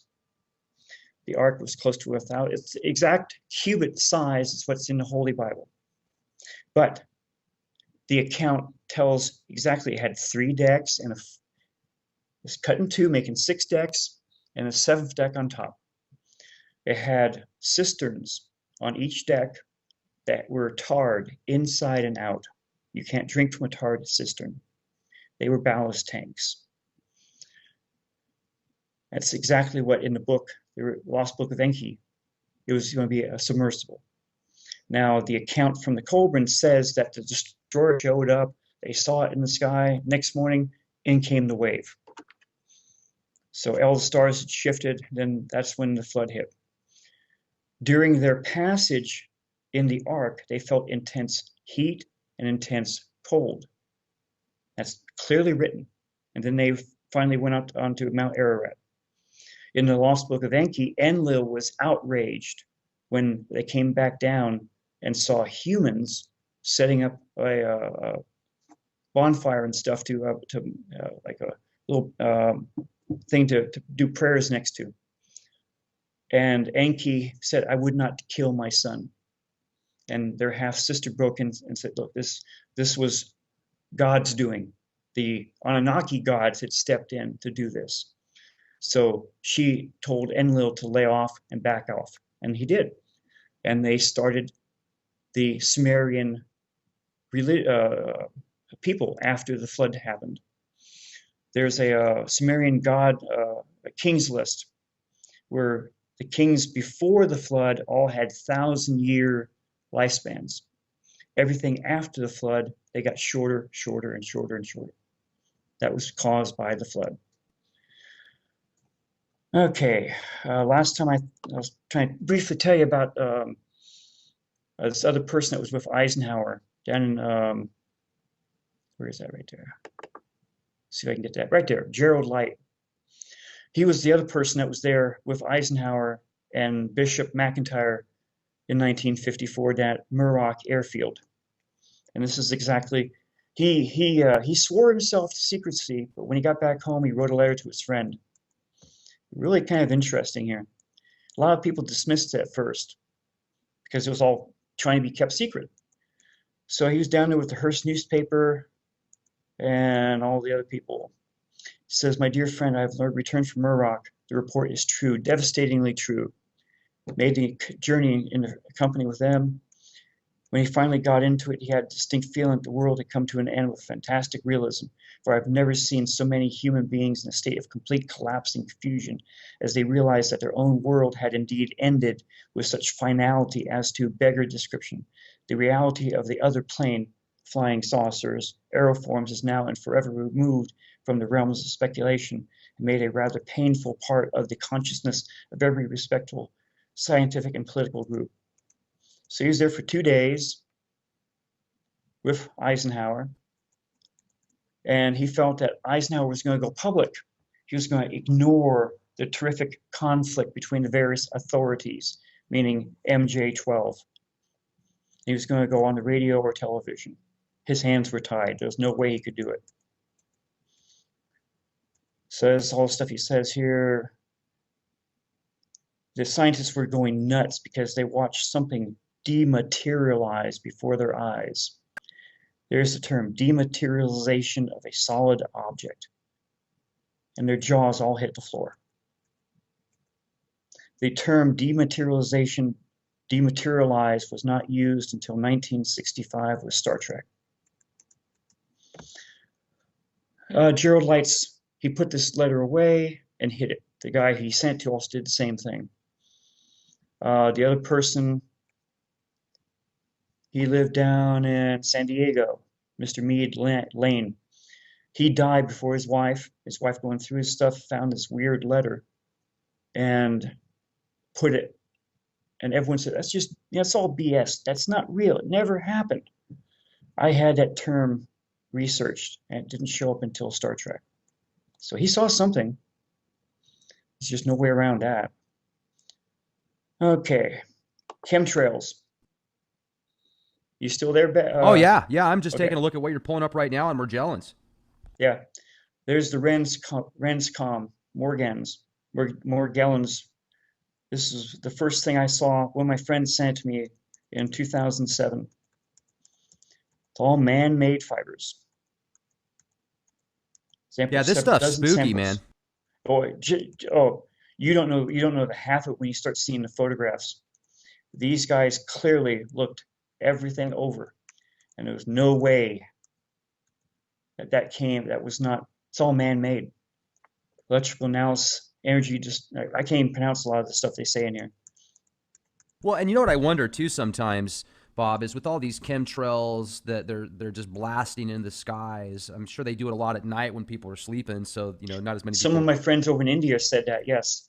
Right. So what I'm wondering is, in not all applications, but I wonder if in certain applications they put some type of nano RFID chips, and maybe not an RFID, but something like that, where basically they can track everything. I know that several years ago, I used to blog about this kind of stuff. HP was bragging about creating a central nervous system of the world, which they were going to release billions of very small microchips around the world so that way they could track any type of movements within not only tectonic plates, but, the earth systems and tornadoes, volcanoes, and also track bridges and roads and virtually everything. I mean, even corn growing, potatoes growing, because they're just scattered around the globe as a smart dust type scenario where everything connects at a certain point, and then all that information gets sent back to a computer. And this was back in 2011. So I wonder if these applications where some of these people that have these Morgellons type symptoms, maybe it's because their specific DNA or body doesn't connect or jive, or it does jive in a way that's what the after effect is, but possibly everybody could be affected by these fibers that people get, with the Morgellons per se. And that's a possibility. I mean, this is from 2006, 2007. My wife was in another group for a long time, and she got talking with a friend who was a remote viewer. And he was telling her a different possibility, that this is infecting all the non-elite around our planet. All this stuff is down in our lungs, has been doing this and that. And after everything settles and everyone's been found in the FEMA camps and they're told to work, what if they don't want to work? They use the HARP, assuming the HARP facilities are still running. The HARP sends out vibrations. Vibrations go hit the people, and it kills them. Now, you won't get any work done, so that probably wouldn't be a good idea. But maybe it just affects them. I have no idea. Maybe it just affects them to the point where they notice that they're being under some type of condition that you either work or you don't. So that's one possibility. Yeah, they could just zap you. I mean, if they sense some type of life form that fits the generic humanoid, well, bang, it's outside of the grid. Let's just zap them like they would a dog. Yeah, just like the Germans did during World War II. Prisoners didn't want to work, they killed them. And they killed them right in front of the other prisoners. I mean, it wasn't just the Germans, it was the Soviet Union, it was the Chinese. Yes. I mean, they killed more people than the Germans did, their own people. Yeah, exactly. So, you're in this FEMA camp. How do they make you work? Okay. I'm quite sure they'll have a lot of ways. And they're not going to pay you. So don't go thinking you're going to get a nice fat check from some person. They won't be able to pay you. They have to clear things. They have to start things to be rebuilt. They have to have a workforce, a free workforce. That's what humankind does to itself. So I can think of no other reason other than that. We've got all the stuff. And another thing too that I got a question is, if there is a select, elite, aristocratic group of people that have technologies way beyond what most people have ever seen, except for in the movies, what would they do with that technology? And especially if they have a very predatory mindset, they look at us like we're sheep, or maybe not us per se, but a lot of the masses out there is they're sheep-like, so it doesn't really matter what happens to them. They'll just step on their ashes. Do you think that they have some type of partnership with the Anunnaki or the whatever it is, this faction behind the scenes that seems to be orchestrating things? From what little I've been able to find out on the internet, there seems to be a huge, almost like a star fleet, being under the Pleiadians' control. And they've been watching us, and they know that Eisenhower made several treaties with either the Greys, the Reptilians, or the interdimensional race back in 1954. Then when Eisenhower went to Holloman Air Force Base in 1955, he tried to do the same thing with the Anunnaki themselves, and they wouldn't allow it. They feared that we would destroy ourselves like they almost destroyed us thousands of years before, and that we would damage their bases up on their moon. So they still claim that the moon is theirs, not ours. That enraged Eisenhower, so he left. Man, I I don't know talked to. what's, I got to yeah, interrupt you real quick. Sorry about that, Bob. I talked to Alan Sturm a while ago. This guy has an awesome website. It's called lunaranomaly.com. And he's okay. got these pictures that were actual NASA photographs of the moon, old ones. I mean, these are black and white, old school that he's had to go in and get the actual raw photos. Mm-hmm. And he's, got these really cool close-ups of what looks like just enormous geometrical shapes and possibly structures. Some of the stuff looks Star Trek like, Sure. but it looks very ancient, and it looks like it could be millions of years old. And I've spoken with Richard Hoagland that talks about a lot of Type 2 civilization remains. Not only on the moon but Mars and Iapetus. It's one of the inner moons that orbit Saturn. It looks very similar to the Death Okay. Star. So I'm wondering if there's a connection here, and if possibly, we're like maybe certain people here on Earth that are controlling the political scene or behind the political scenes, pulling the strings, if they have some type of connection with this Type 2 civilization that these remains could be from. Who knows? What do you think? I think we've been talking to them for a long time. I think we've been working with them. We've been either getting the technology from them or we've been reverse engineering, but we have been talking to them. One of my friends on Facebook, Dr. Greer, he said that we were dealing with at least 50 alien races on a daily basis. Let's see, this one picture here, I just want to show this one right here. This is taken Yeah, over this is a Canada, cool picture. This is a new one too, right? When did you get this right? one? February 19th.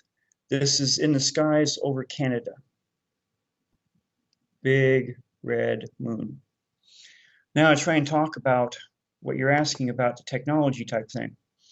See, there's a lot of stuff we've been seeing for years, but no one wants to talk about. And it takes us back to the old movie Dune.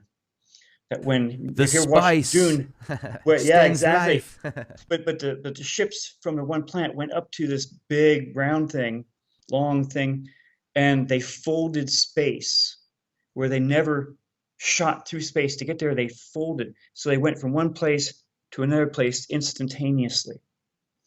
And kind of interesting about Yeah, Leto Atreides, man. That guy's that. Leto Yeah. Atreides. Well, you see, this thing was caught over Paris, France years ago.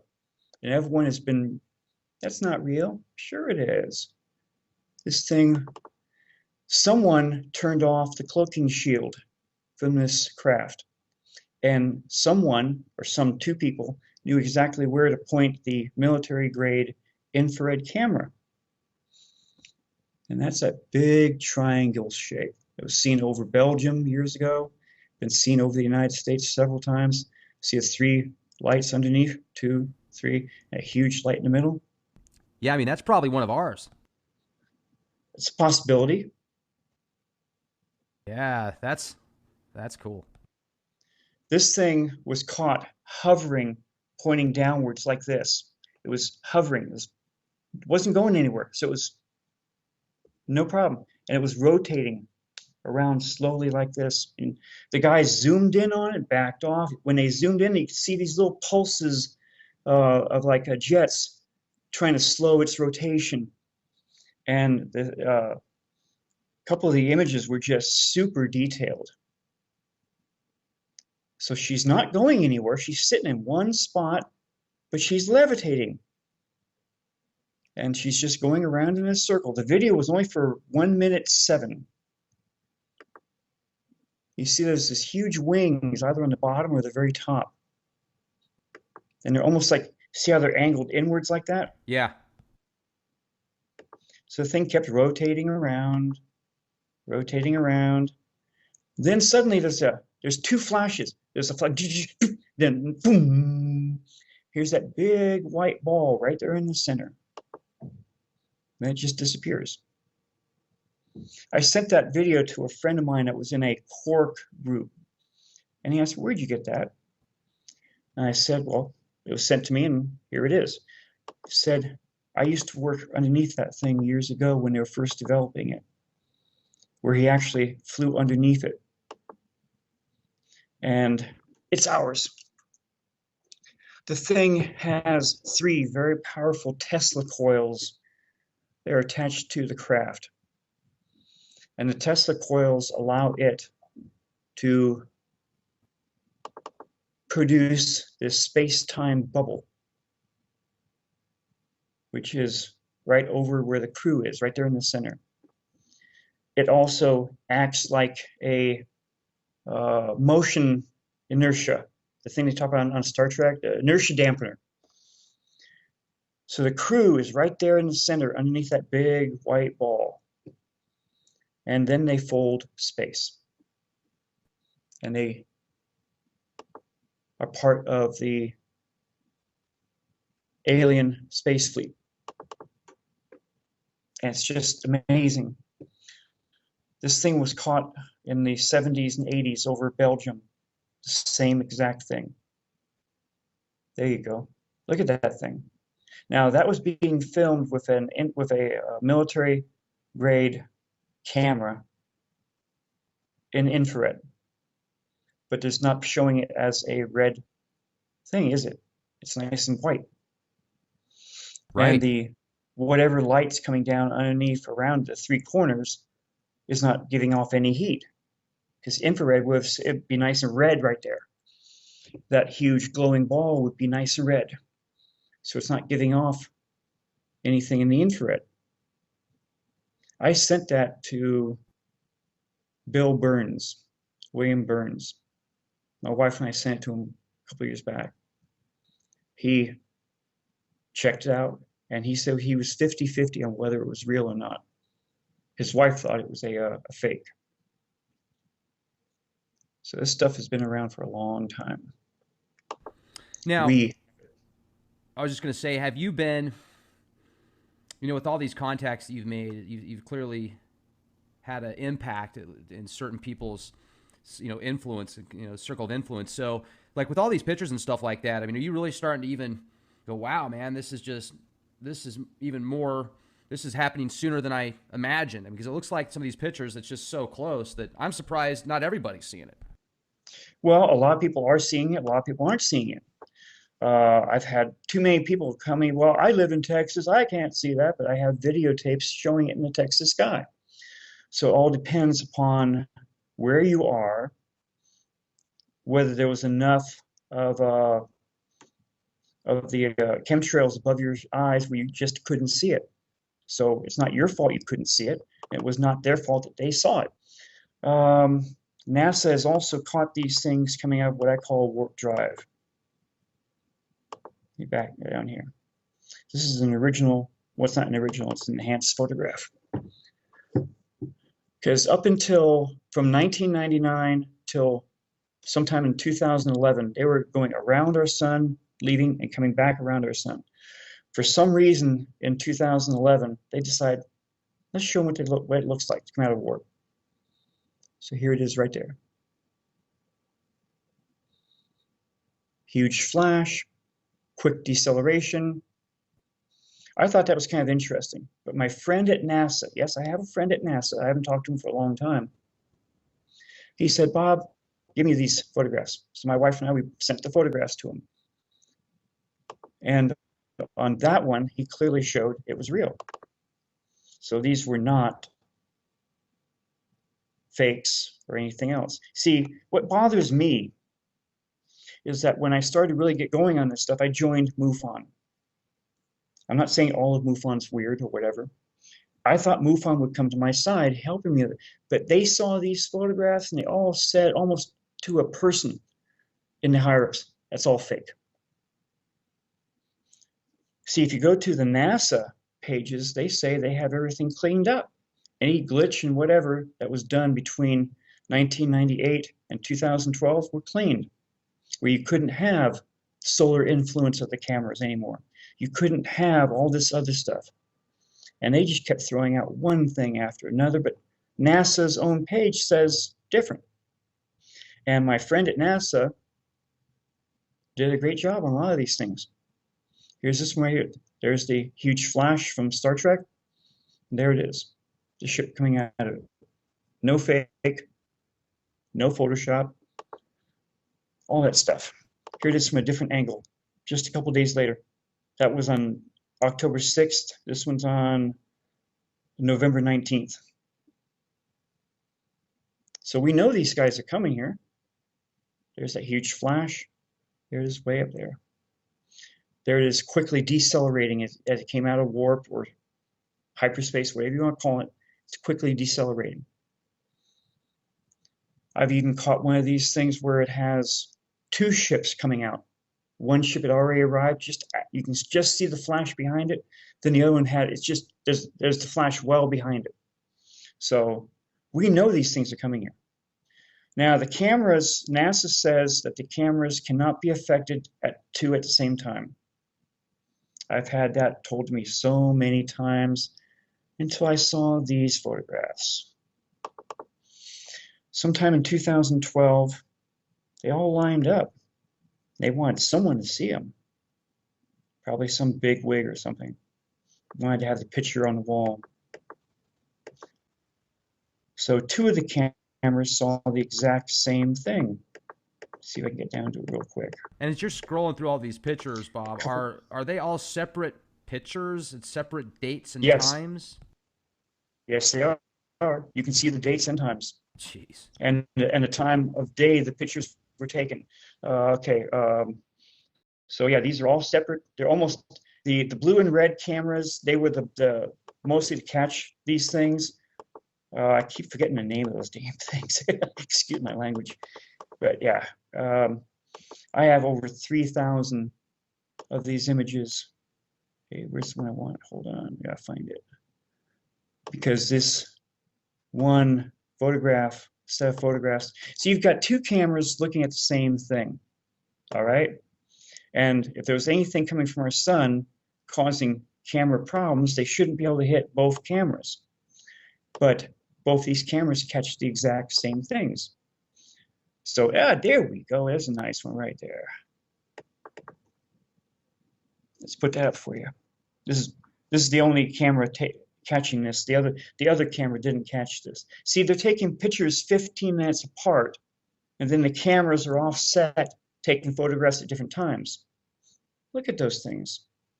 You know, I think I've seen this one before, Bob. This is, yeah, very interesting. These huge things, those are those huge rod spaceships we see in our atmosphere once in a while. So there's another one. This looks like something that just came out of Star Wars, like a huge Star Destroyer. There's another one right there. How do you know that that isn't just photoshopped?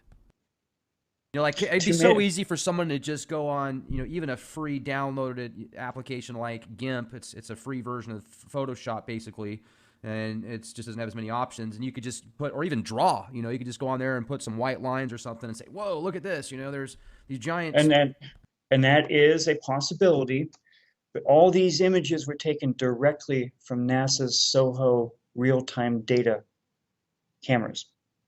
So if anyone is faking them, yeah, they'd have to be hacking into them. They'd either have to be hacking into it or they'd have to be doing it right there at NASA. Okay? Because these only show up for a brief couple of seconds. Then they shift to the next picture.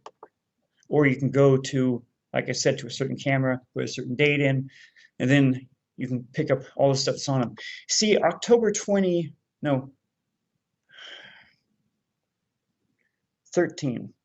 2013. This one place I was looking through I'm trying to remember the date exactly. My friend died, just real right around that time. And that's when NASA said they were following my cameras. And they were down, the real-time data was down here from Hawaii over to England. But my friends over in France, they used the European Space Agency. They were still seeing the same things. And they sent me several photographs to say they were still showing up. So I knew what was happening. Anyone that can affect these has to be at NASA, because they have the exact download from the cameras going directly to them. So someone had to be, if they were faked, they had to have done it themselves. Now, my friend at NASA, he looked at several photographs and he just tore them apart. And he showed exactly what was happening and that they were real photographs. Here's January 19th, 2012. Here's one ship right here. It has just come out of warp. It's trailing the dry plasma. This right here is the second ship, which just came out of warp again. There's the huge flash. There's the quick deceleration. These are not fakes. They're not Photoshop. They're not garbage. MUFON knows it. MUFON tried to rip me one after another, until I said, sorry, MUFON, I'm leaving. I thought you'd be on my side. Not. All these things are real. I've got my friend at NASA tell me they're real. So who am I supposed to believe? Am I supposed to believe my friend at NASA, or do I believe my friend at MUFON? And it was one higher up at MUFON after another that just started to rip me on these photographs. I didn't stop. I knew they're real. I can't throw all these photographs away. I'm not going to. And these photos are still showing up today in 2016.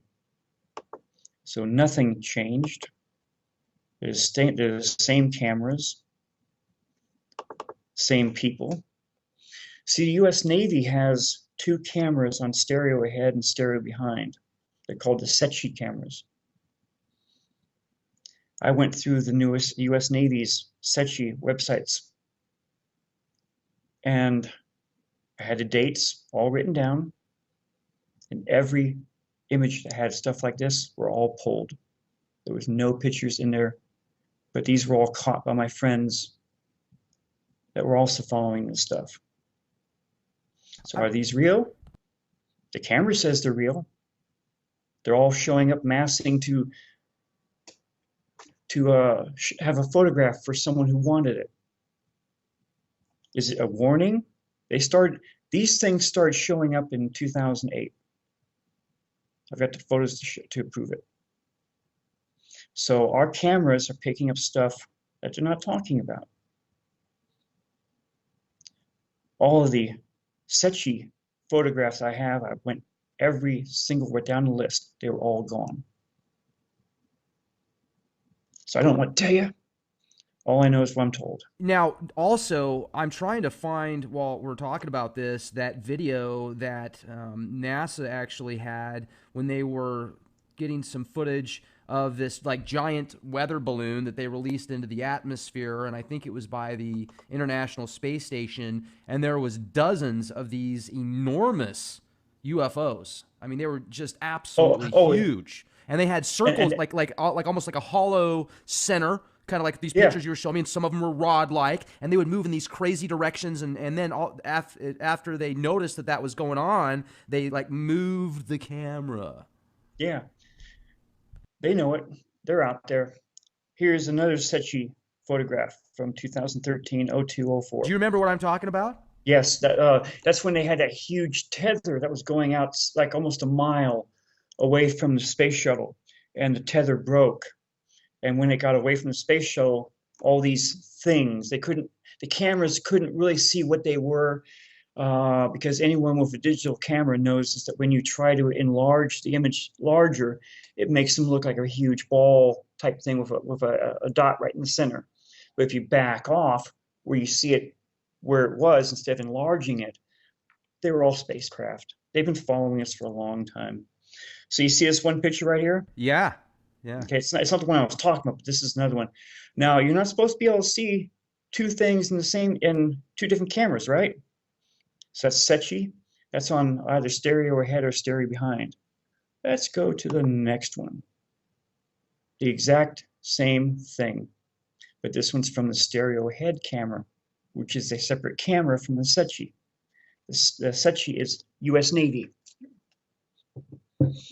So there's the exact thing seen two cameras, which are separate from each other. So no atomic thing from the sun can hit two cameras at once. I've got photographs that would just blow your mind, but then we'd be here for a whole week.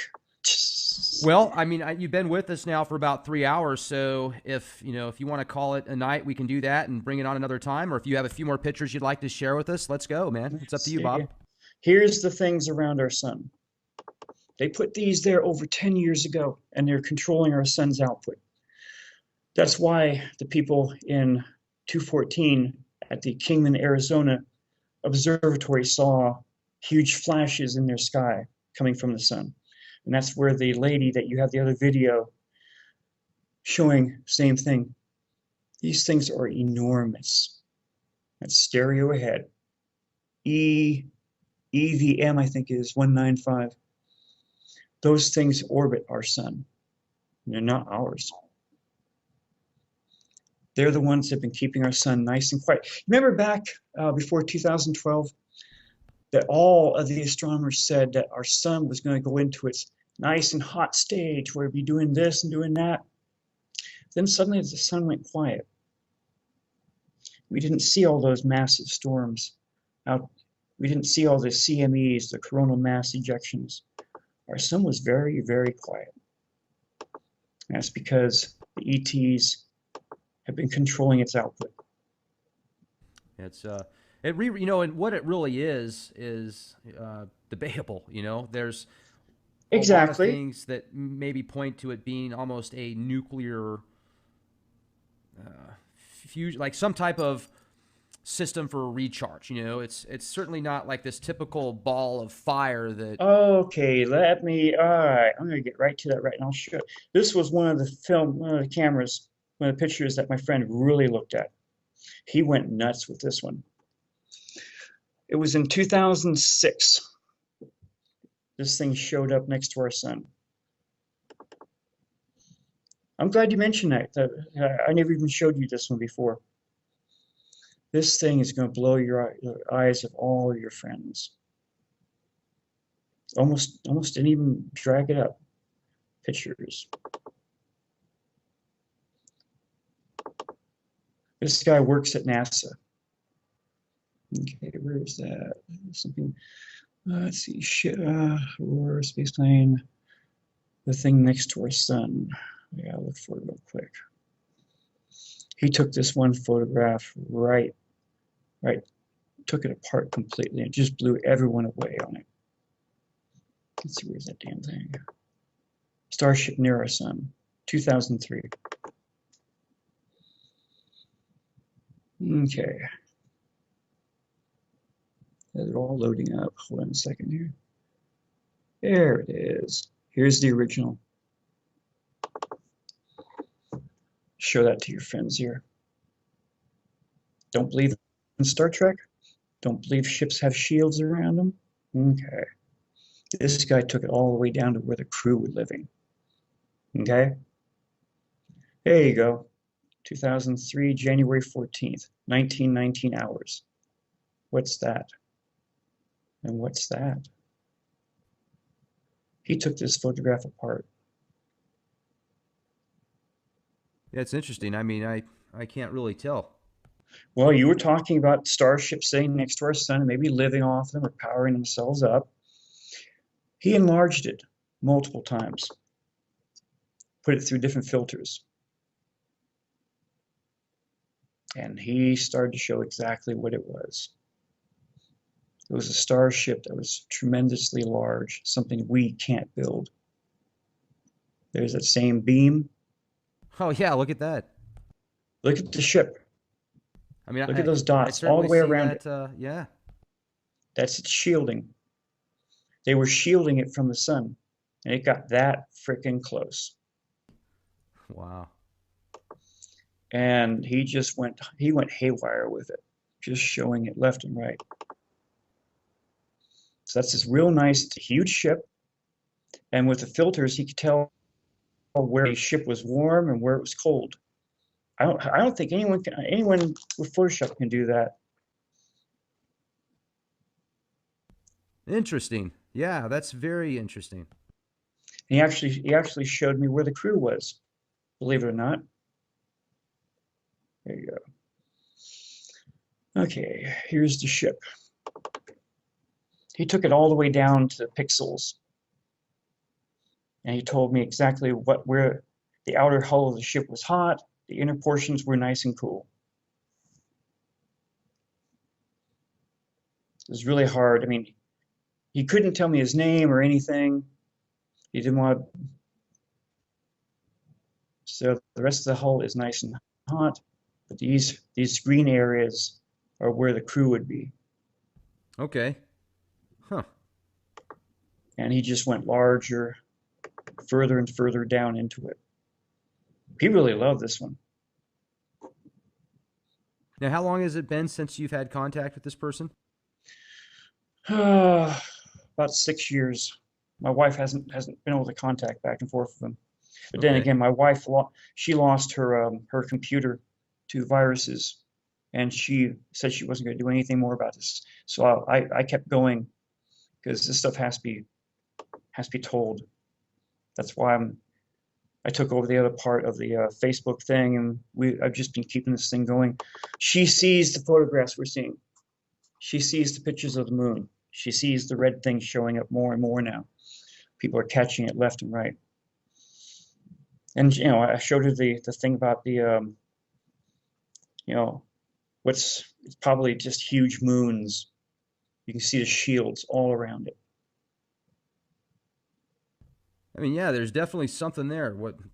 What it is speculation, but you could certainly Sure it put is. a parallel to that possibility. And yeah, huh. Let's see. So people are seeing this stuff left and right. NASA knows about it.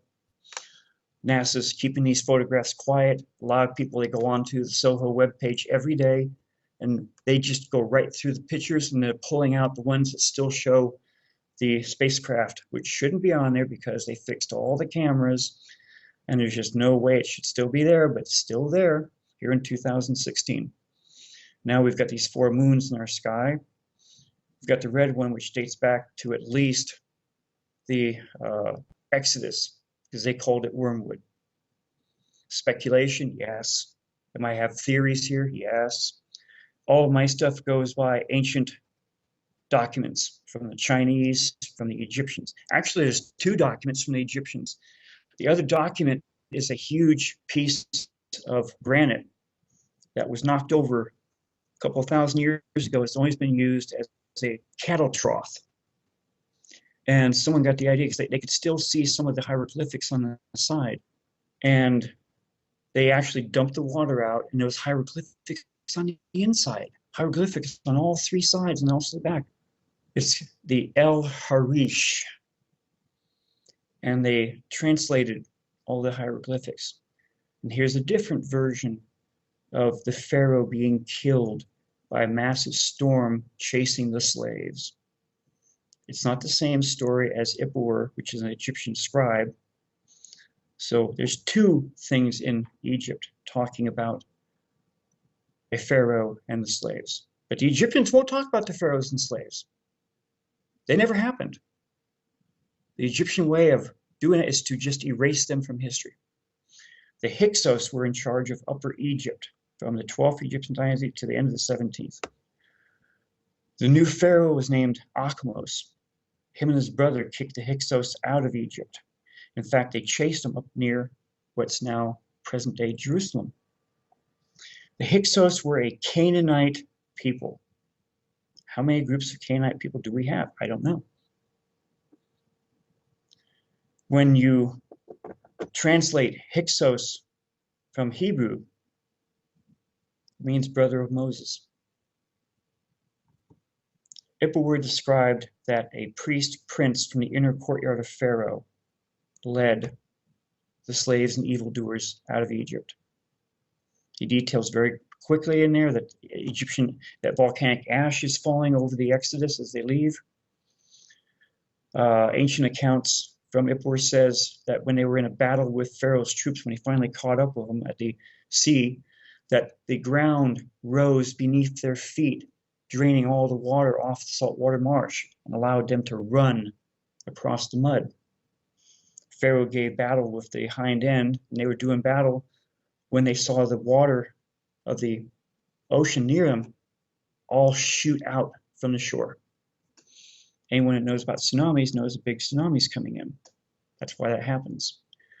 They said a huge, tremendous roar was heard, and they had no way of knowing what it was. That was the eruption of the ancient island of Thera, because really quickly, a huge tsunami came in, so powerful it ripped up rocks and threw them inland. The ancient chariots were found on the bottom of the Red Sea about 25 years ago. Hardly ever talked about. They dated them to the end of the 17th Egyptian dynasty. Why should the Egyptians talk about that? It bolsters the Israelis. But then again, I think the Israelis know exactly who the Hyksos were. Fascinating indeed. And you know, Bob, I'll tell you, man, I certainly could see if this planet or these planets get any closer. I mean, because so much stuff is going on right now. Who knows what's going to happen? So whether or not, and are they affecting our weather? Yeah, what do you think? Do you feel like it is affecting our weather? I think they're starting to affect our weather now because they're getting closer as we get closer to them.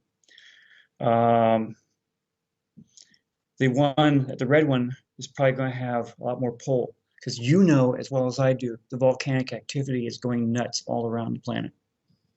Up in Alaska, over on the Kamchatka Peninsula, over in Russia, all around the planet.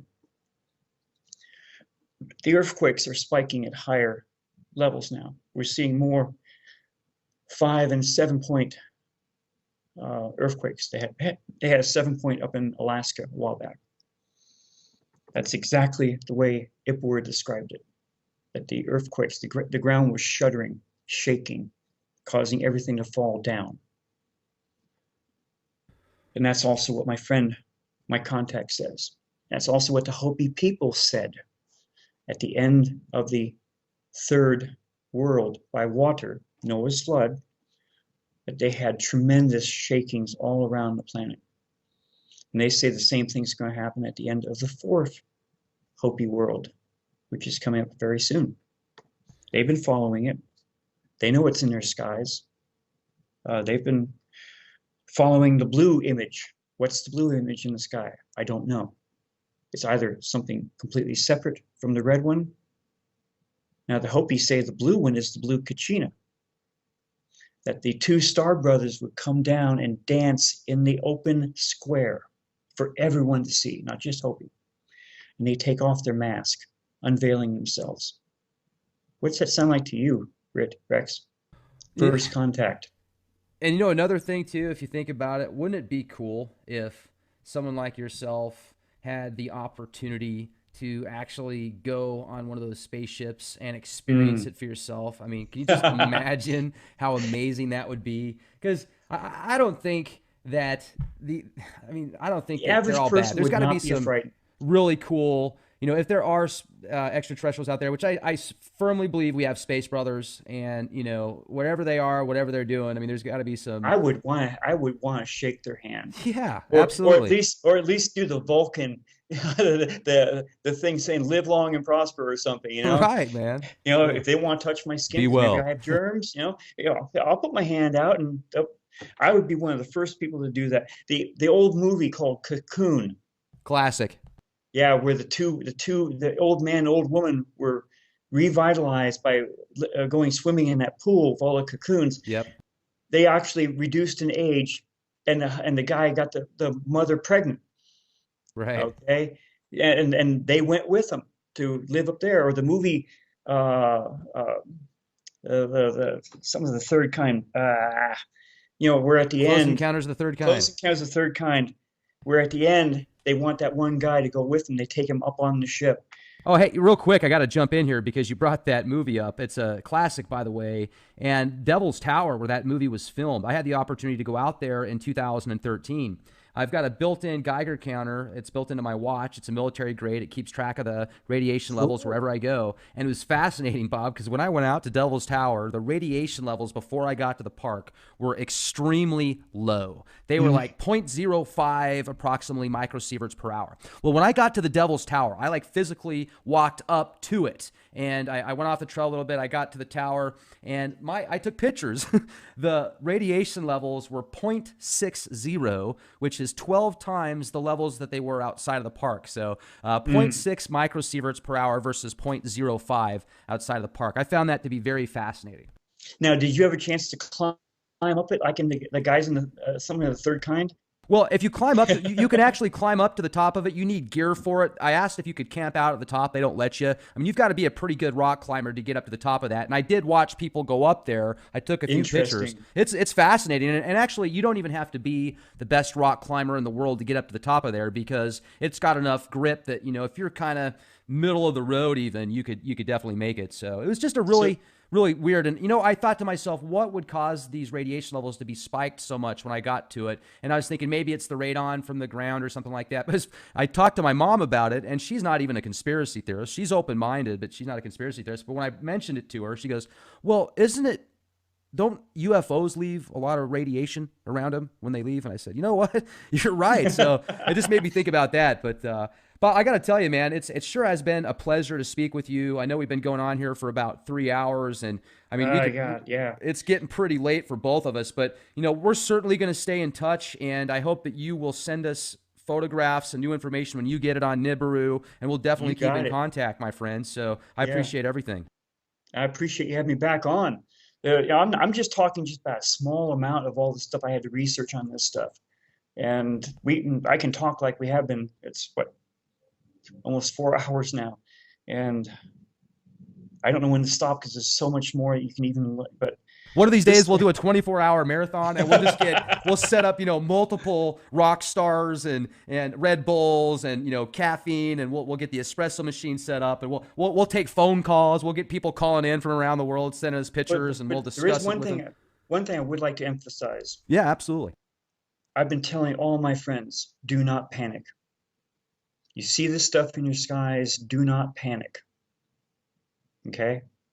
More people die from being panicked, but I want your listeners to start building up their bug out bags, because anyone that's prepared for what's coming, they will have a better chance than the dumb whatever down the street that wouldn't listen and hasn't prepared one thing. Because just like in the movie 2012, the earthquakes will be really severe. The roads will be off the, you won't be able to drive. You'll have to be able to walk. You have to have a backpack. You have to have a tent. You have to have dried food. You have to have some type of solar battery charger for the things you have. I've got the same things. I've been preparing for a couple of years now. I have the lanterns where you can turn a crank on the bottom or on the side, charges up the LED lights, so you've got light for about an hour without cranking it again. Get a small generator, keep it in your car. And you have to have stuff for self-defense, whether it's a machete, a nice knife, or any other type of thing I can't even talk about. Get it, put it aside, prepare for this thing. Because even though the elites want a quick depopulation, just like from the Georgia Guidestones, a lot of people are going to want to try and stay alive. And they have to have the means to be alive. Because when all this stuff gets going, what do you think is going to happen with the bears and the mountain lions and the cougars and everything else? They're going to be looking for us too. But I got to say, too, you almost have to say, look, the elite have warned us enough about what's going to happen. So really, if you're not prepared, that's your own fault. Don't expect the government to supply you with this amazing bunker and 6 months of food and water. I mean, you've been warned enough times, folks. And even let's go a step further, Bob. Let's say that, because I'm still neutral on the subject of Planet X and Nibiru. I mean, there's a lot of stuff out there where I say, well, yeah, I mean, I certainly see something there. But as far as the pictures and stuff, I haven't physically seen it with my own eyes. But Neither have I. I can't see it in the skies out here in Pacifica. But so right, so but let's say that Nibiru doesn't exist. It's just a big hoax. It's all made up. Everything is, it's all BS. Well, if you go out and you prepare, let's say you spend $1,000 on food and rations and bug out bag type stuff, things that can help you start a fire, something, certain backpacks if you need to do a certain hiking adventure somewhere or something just to get out of the city or something like that. Whatever. I mean, how many thousands of dollars do people spend on car insurance, health insurance, dental insurance, life insurance, Aflac, whatever, you've got so many things out there, the insurance policies we have. We have earthquakes here in California. We're getting earthquakes around the United States now. There have been other earthquakes, the New Madrid Fault. Oh man, so if that goes, exactly. And back east, you get the tornadoes. So a tornado can zip through in one night, and you don't have a house anymore. You have to have all the emergency preparedness stuff. You have to have the radio. You can hand crank on the side and listen to the weather stuff. Yeah, I know what you're talking about. So that's what I'm telling everyone that listens to me to prepare for a 6-month backpacking trip. 6 months. Essentials only. Now, I know you can't do 6 months in a backpack. I've had too many people tell me that. But at least you might have enough for maybe a month or two. There's numerous people on YouTube who go out with a backpack and they stay out there for a whole year because they know the survival techniques. And there's numerous survival guides where you can go to them. They can teach you how to survive in the wilderness. The Weather Channel, they have the people going out on survival things. One guy teaches them, they're out for a week or 2 weeks, and they learn how to survive, how to do a fire, how to do this, how to do that. Eventually you're going to have to kill something to eat it. Squirrels, raccoons, anything else. Hopefully you know how to skin them. Hopefully you know how to cut them up. Hopefully you know how to cook them correctly. Because something's going to happen. I know you don't honestly believe it, and you're just getting it from different points of view. I've seen this stuff at least from 2006. I have the photographs to back up everything I've been trying to say. I have the ancient accounts, which are still out there. I didn't have any leaked stuff from a person from the CIA or something tell me this is all going to happen. I had to go find it all on the internet, and I found it. And I was told which books to look for. And they told me the same thing. Right. I, more than anything, just don't want anything to happen. We're out here 50 feet above the water. Oh, man. Okay? I don't want my grandkids back in New Jersey to have any problems. I don't want my son or my other daughter to have problems. Or my other relatives. But everything is pointing towards this. The leaked information from NASA, the leaked photographs from NASA showing the brown dwarf star with 7 planets, the brown dwarf star orbiting around our solar system. Anyone can go on YouTube and they can dig up the video, 43-minute video, Nemesis, our sun's evil twin. It talks about Sedna, the dwarf planet, which has a humongous orbit around our entire solar system. What's it orbiting around? There's nothing in the middle of all the astronomy programs. But the leaked information in 2009 from NASA shows the other 6 planets. You put those inside that orbit. Now you have a reason why it has a huge circular orbit. It's not orbiting around our sun. Our sun's down in one corner of Sedna's orbit, exactly like it is in the movie Nemesis, our sun's evil twin. Exactly. So we have a brown dwarf star. Well, Bob, it's, man, I'll tell you, until next time, my friend. Yeah, good stuff. I appreciate it. We'll talk to you again soon. I'll stay in touch with you, yes. Please do. Please do. Yeah. Take care. You take care.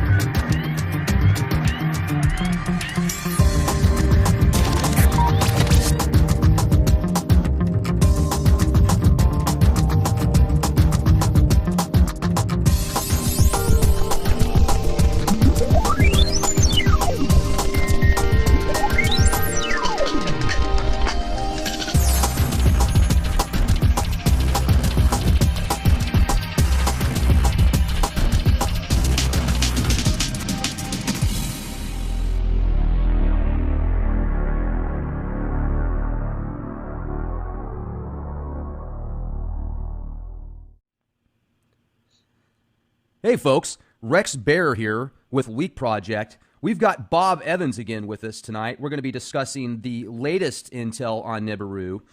These pictures and video footage that we're going to share with you has actually been just from the past recent, what would you say, Bob, about 45 days? No, from January 1st. From January 1st. So we're talking, yeah, I mean, 50 days Yeah, approximately. So about that, yeah. So a little bit over a month and a half. And, so this is some of the latest stuff. This isn't rehashed from 20 years ago. Now, no. we might get into some pictures down the road here a little bit during this discussion that is going to talk about maybe some older pictures or whatever. But we're going to be as streamlined as possible. But one of the first things I got to say, Bob, is first of all, thank you again for coming on here with us. I know your time is, you've got a lot of stuff going on. Last It's an honor just to be on your show. Seriously. Well, I really appreciate that. And I got to say, Nibiru, as we talked a little bit before this podcast, this specific topic is one of the more controversial ones that stirs up emotions on all sides of the spectrum. And it And should. It really should. it does. And I just got to bring this up because there's a lot of people that get on and write comments and say, well, this was supposed to happen in 2003. This was supposed to happen in 2008, 2012, 2013. It's always September 23rd and it never happens. And then Right. there's people that say, well, everybody should be dead now on the coast because it's so ginormous that the tidal waves should have taken over and the gravitation should cause volcanoes all over the world. There's no evidence. And then there's people out there that say, yeah, here is evidence. You can look at, clearly there's more volcanic and earthquake activity going on right now than in pre-recorded history or the past X amount of years. So I Right. can definitely see all spectrums, but I do feel that there's a lot of genuine people out there that might be nervous or they just don't really see the evidence or don't agree with it or they're conditioned not to. And then I feel, are a lot of trolls out there because it seems like this specific topic gets trolled more than just about anything else as far as emotions on every scale, like we said. So let's talk about some of the recent stuff that you do. And I also got to bring up, folks, that Bob doesn't make any money doing this. I mean, it's not like he's got copies, millions of books that he's selling on Amazon and Barnes & Noble. Right. You probably should because you've got so much information, but you're not. So I just want to bring that up for people that write comments that, oh, they've got to sell more books. So they're doing these episodes on Nibiru. No, yeah. All I'm doing is doing radio shows, some TV shows with the ah, Eric's gonna kick my butt. The Cosmic Cafe on YouTube. I don't make anything off this. I should write some books, but I have some problems with my education. I'm partially dyslexic, so everything turns up backwards and forwards whenever I try to write. So I know what I'm doing. I'm trying to warn people what's showing up here. Now, this is not Nibiru we're seeing. Nibiru orbits between Jupiter and Mars. No one knew that back through history, back by the Exodus, which I finally have it nailed down, 1613 BC. They found an olive tree underneath all the ash and stuff on the island of Thera. The ancient Greek island of Thera, which is called Santorini.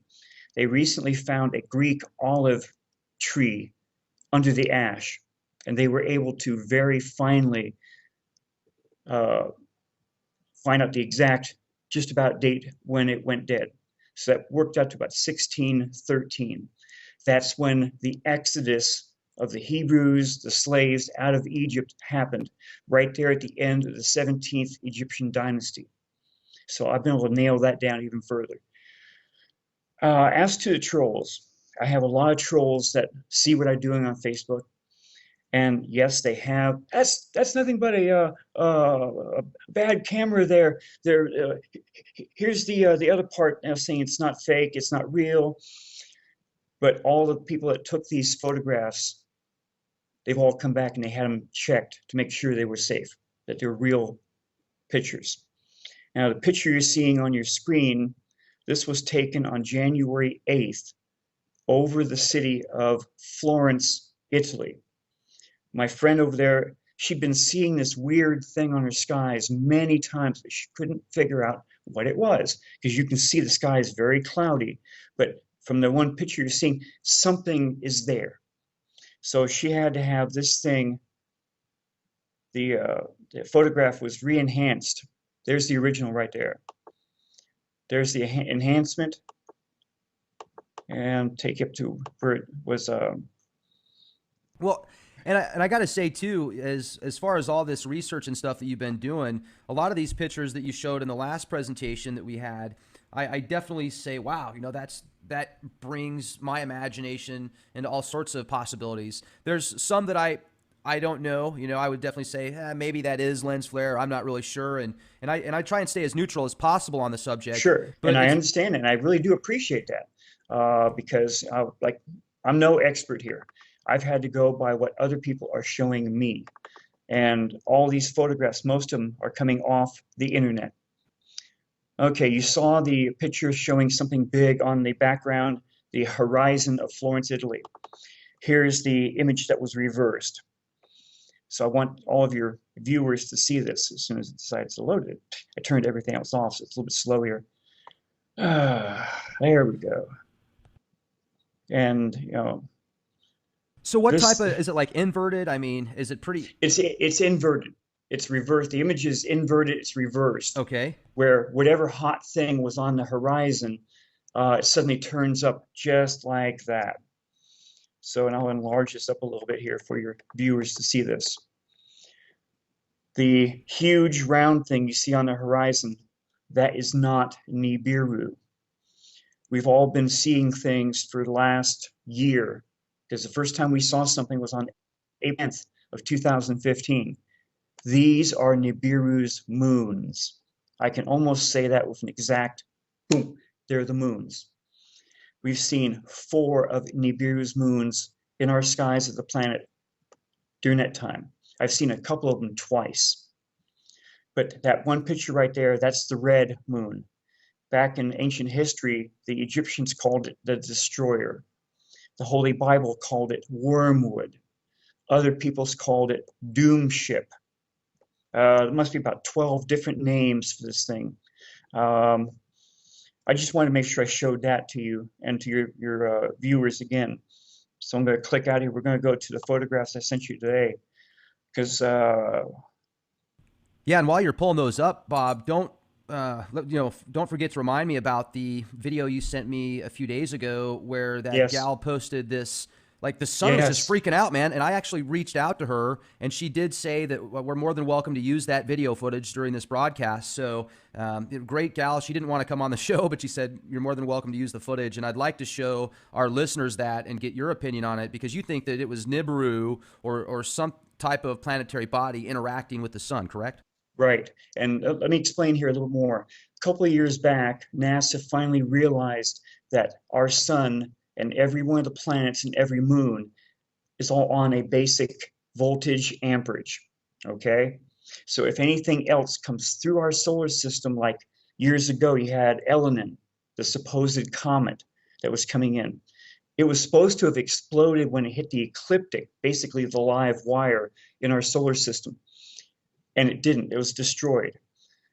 Now, back last year at the Kingman, Arizona Observatory, the 2 people were up on the top of the observatory. They were looking at the sun, but the sun was sparking really heavy. And they couldn't believe it because they were seeing the sparking on the ground.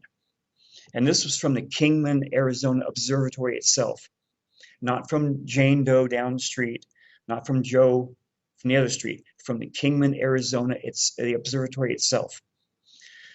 They pulled a couple of things. They put one hand over the camera and said, "Are you still seeing this?" And they take it off. Yeah, they were still seeing it. And then they pulled the camera after that video was recorded. One of my friends was following that, and he just luckily was able to get the video before they pulled it, although it has not been pulled from YouTube. That's where I was able to go back and send you the copy of it. Now, what happened about almost a week ago now, a friend of mine, she was looking out her window and she couldn't believe what she was seeing. So she went outside with her video camera and she videotaped the exact same thing. Our sun does this every time something of a big mass that has its own voltage regulate amperage because it's from a different system. And our sun they've been trying to keep it quiet. They meaning the ETs. No, I'm not trying to bullshit anyone here. The Can we pull that ET. video up while we're talking about this? I don't have the video with me right now. But maybe you can play it on your Okay, side. I'll send. Let me send it to you, and you just click play on it, and we'll pull it up that way. Perfect. Okay, sure. And just go ahead and please continue. I'll do that in the background. Yeah.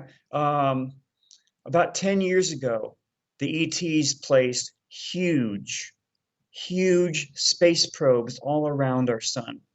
They know our sun sends energy out to each one of the planets, basically in what is called a hyperbole.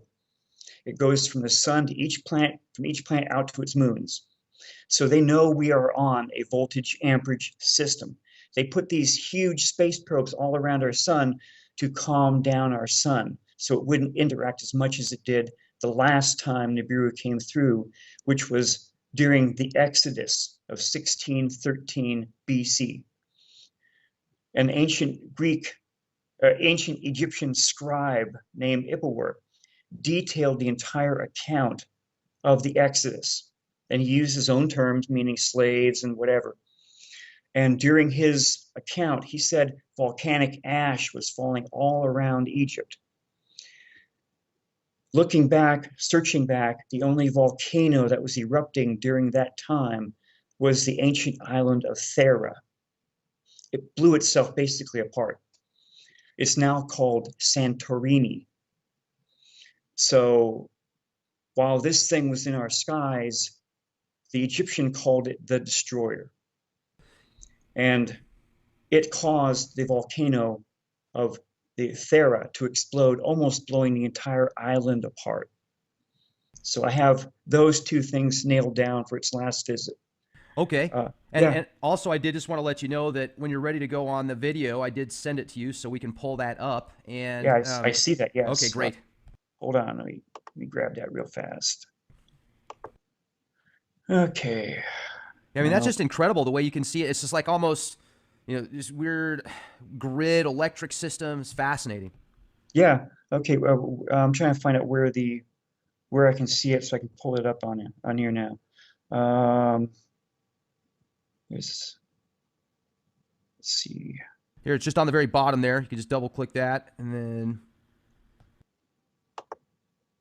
Let's see. Because when I've got this thing like this, I can't see the rest of my screen. You probably can on your side, but I can't. Let's see if I can find it. I don't want to keep holding you back or whatever there. Starships around the sun up there. Okay, I don't know where it's at. it's just right Hopefully, there at the very bottom. So, yeah, the sun is freaking out. Just hit the play button there. It looks like it's just right on the bottom of your screen. I can to the right a little bit more. to the right. That's Right I more. don't right over here. Up. Oh, Yep. there Yeah. it is. Yes. There we go. Bingo. So that was the video told- you sent me, and then Yes. I watched it, and I was just like, wow. I mean, that you could tell something's going on. And Right. it's very strange anomaly there. So I just wanted you to play that and discuss what you kind of connected the dots on that with. That was incredible.